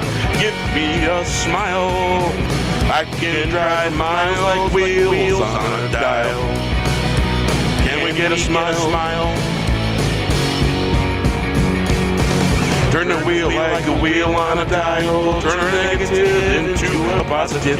Give me a smile, I can drive miles. Share a smile, I can drive for miles. Fair winds far near, like a wind turning. So it's burning and turn the wheel on the dial. Fair winds far near, like a wheel turning on the dial. Give me a smile, I can drive miles, like wheels on dials.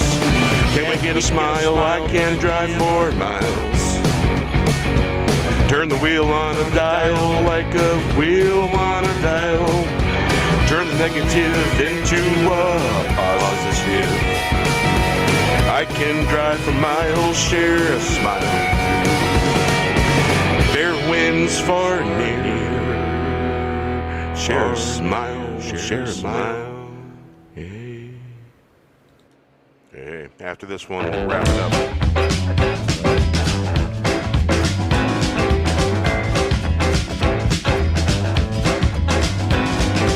Welcome to the Ghost Bear Show.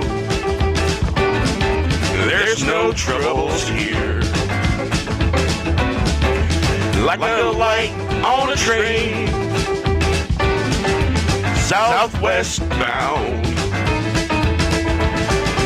Time stop running, let the rain wash it away. Gotta walk the line, no more fines. Gonna walk the line, sing a song of long ago. Welcome to the Ghost Bear Show.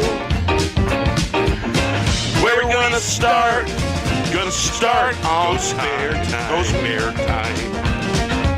No, I'm not man in the moon. That has the sound so profound. Man with the sound so profound to be found. A little bit never hurt no one. A little bit never hurt no one. Go for the show. Welcome to the Ghost Bear Show. Just need a scarecrow to scare the children. Welcome to the Ghost Bear Show. Welcome to the Ghost Bear Show. There's no troubles here. Like a light on a train, south windbound. Time to stop running, let the rain wash it away. Gotta walk the line, no more fines. Gonna walk the line, sing a song long ago. Welcome to the Ghost Bear Show. Well, where we start our Ghost Bear time. No, I'm not the man in the moon that has the sound. Sounds so profound, man, with a sound. So profound to be found.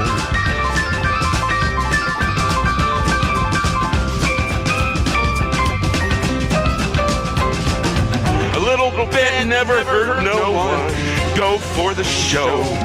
Welcome to the Ghost Bear Show. Just need a scarecrow to scare the children. Welcome to the Ghost Bear Show. Welcome to the Ghost Bear Show. There's no troubles here. Like a light on a train, southwest bound. Time to stop running, let the rain wash it away. Gotta walk the line, no more fines. Gotta walk the line, sing a song long ago. Welcome to the Ghost Bear Show. I think that's my favorite. It's a fun one. Yeah.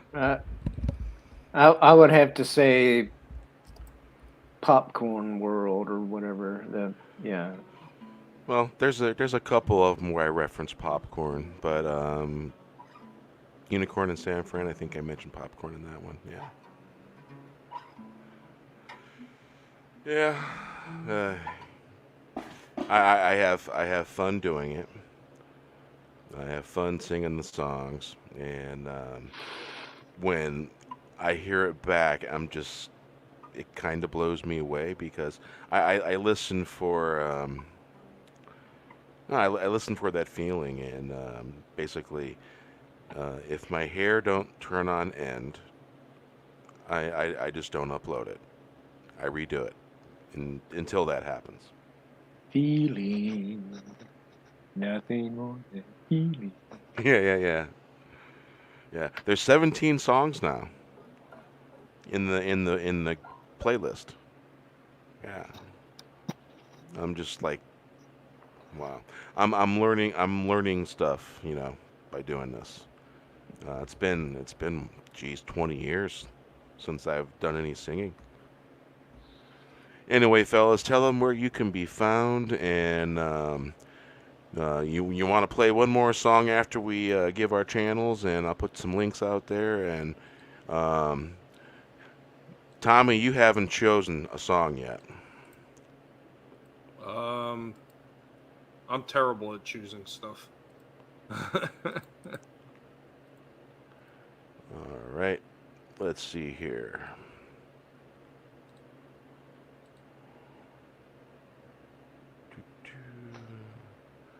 I think, let's see here. Pearl of Moonlight. What about that metal one that you did that I said should have been your theme song? Oh, yeah.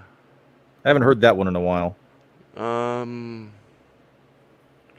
Yeah, that's got no vocals. I haven't put no vocals to that one. Well, what's Into the Looking Glass? Okay. I don't know if I've heard that one or not. That's a good one. It is a good one. It is a good one. Okay, we'll do this. I'll do this. What was the one that I was playing along to that one day? Was that my most recent one? I think that was Pearl and Moonlight, wasn't it? Yeah, I think so. Mm. Because there was two of the newest ones. You guys got to hear it. Let's see here, because Crazy Clown World was the newest one, and the one right before that was Old Oak Tree. You figured out the bass line to Old Oak Tree. Okay. Yeah. And then the one before that was Turn the Wheel. And Old Oak Tree, I believe, is just straight vocals with no background vocals. All right, guys, go ahead and plug your channel. Let's see here. Tommy, you go ahead and start first. Hey, everybody, what's going on? This is Tommy and the Guinea Pig Collective, the most hated guinea pig on YouTube. You can find me over at Tommy and the Guinea Pig Collective, where we will be nibbling off toes of people who just don't like us. Because why? Because that's what guinea pigs do. We do talks on lightsaber theory, old movies, and toys as well. I also do a live weekly show, Retro Discussions, going old school every Monday at 9 p.m. Eastern, where you just never know who's going to pop up, but we will give you a hint. There will be a ghost bear making an appearance this coming Monday, as well as somebody who wants money. So be sure to tune in and see the shenanigans that will unfold as we talk about those franchises from the past that we love so much. You can also find me usually every Thursday now over on Justin Proper's stream with This Week in Bullshit, as well as right here with Bear, Nerd Fun, and Wes Moody as well during sometimes your Trekking Tuesdays when I can make it. Trekking on Tuesday and whatever Wednesdays when you whatever guys can make Wednesdays. It. And did you ever come up with a name for a Friday stream? No, not yet. Taking suggestions. Well, you can catch us there Wednesday and Friday over on Wes Moody. Give up money. Send me money. Send me money. Send me money. Send me money. Thanks for having me on again, Bear. Hey, no problem. And that's Tommy's link. Wes, plug your channel. Hey, I'm Wes Moody of the Wes Moody Webcast. I operate the Air Force for the Guinea Pig Collective with my team of waterfowl. You can find me at youtube.com/Wes Moody Webcast. Talk about pop culture, current events, occasional conspiracy theories, occasional car talk. And I will vlog about whatever the heck I want to because it is my webcast. Hope to see you there. Indeed, I will put your link there as well. As soon as copy and paste cooperates. Sometimes it doesn't. So yeah. There we go. Need me to get it? And I got it. Shellback. Tell them where you can be found. On the YouTubes and the Twitters, under Shellback TJC. And I would actually like to say subscribe to Latino Slant. Paulie, he's a cool dude. And Yes, he is. he works with other cool dudes like Kai MFS. So there's another one for people to subscribe to. And I don't know if Ords is still in the chat or not, but Ords is probably snoring. yeah, he Ords snoring. yeah. But yeah. but there's Snored. there's some people that he was trying to promote on his stream earlier when he was playing Tony Hawk, and that is the Chumpcast. So go give them guys a look-see. What's the name of Paulie's YouTube channel? I already got it up there, Brad. Latino Slant. I got it. I got it in there, and I also threw Ords board up there too. And you know what? While we're at it, I'll go ahead and mention one too. Make sure to check out Steeg Kenobi. You know what? Yeah. He may not do a whole lot, but the stuff that he does is hilarious. Well, he's got ducks. He's got Viking ducks. So yeah.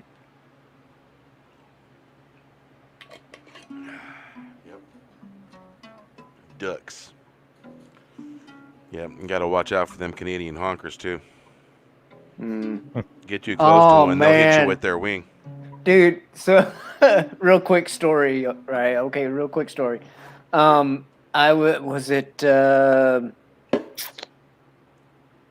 was the Port Townsend ferry terminal, I do believe. And me and my oldest boy were waiting on the ferry, so we was walking around, and there was 2 adult Canadians with like a couple of goslings. And I mean, I guess just to show how used to people that they can get, you know, even if they're wild, right? They'd let us get within, like, say 3 feet of them, right? Even with the babies. But it's funny as hell though, because I mean they you know, the wings would come up and the neck would go out, and they were just hissing their asses off at us because we were getting too close to the babies, you know. Well, you know what's gonna happen. You know what's gonna happen next. They're gonna hit you with their wing. Yeah, they were. Yeah, I was waiting for them to charge, but they never did. Oh, and it's pretty much the same with trumpeter swans. Mm-hmm. And if they hit you with their wings, something's gonna break because they're big. Mm. Yeah. Oh yeah, they can slap you pretty good. Yeah. Yep. And you can get within 15 feet of a buffalo before they start declaring their territory. Oh man, have you seen them videos that have been going around? Did you not just hear what I just told you? Yeah. You can get 15 feet within a buffalo before it starts declaring its territory. You know what that means? It means it's basically a peed in the ground. Yeah. Well, I was that person that got within 15 feet. I was young. Yeah, it's kind of a dumb thing to do if you think about it. But I was young. And I took his message that he was saying, this is my grass. You can't have any of mine. There's some over there. So I slowly backed up and gracefully left. Yeah. Well, the thing is, 15 feet don't give you a whole lot of room to get out of the way if they decide to. Yeah, if they decide to come towards you. Yeah. Yeah. That was interesting, and that was in the Black Hills when that happened, and let's see, Mountain Rams. The only thing between me and mountain rams was a guardrail. They were 5 feet away. Are you talking about like bighorn sheep? Yes. Yeah. Yep. Yep. Well, let's just say I was a little nervous. I really was. Because there was nowhere to run to. They decided to ram you. Yeah. So, all right. With that, we will play this here song. I'll unmute the volume. All right. Thanks for coming out, folks. You are the best chat out there, and without you, it wouldn't be a thing. So, we'll play this for you. Good night. Good night. Let me tell you that girl, she's got some class.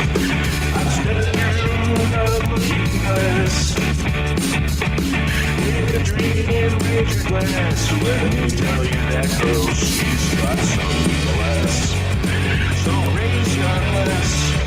Won't see times like this again. I can take your name. You can take from the plan. I can take your name. I see you reaching down. I see that looking glass. Oh, she sure does have some class. I've traveled the way far and wide.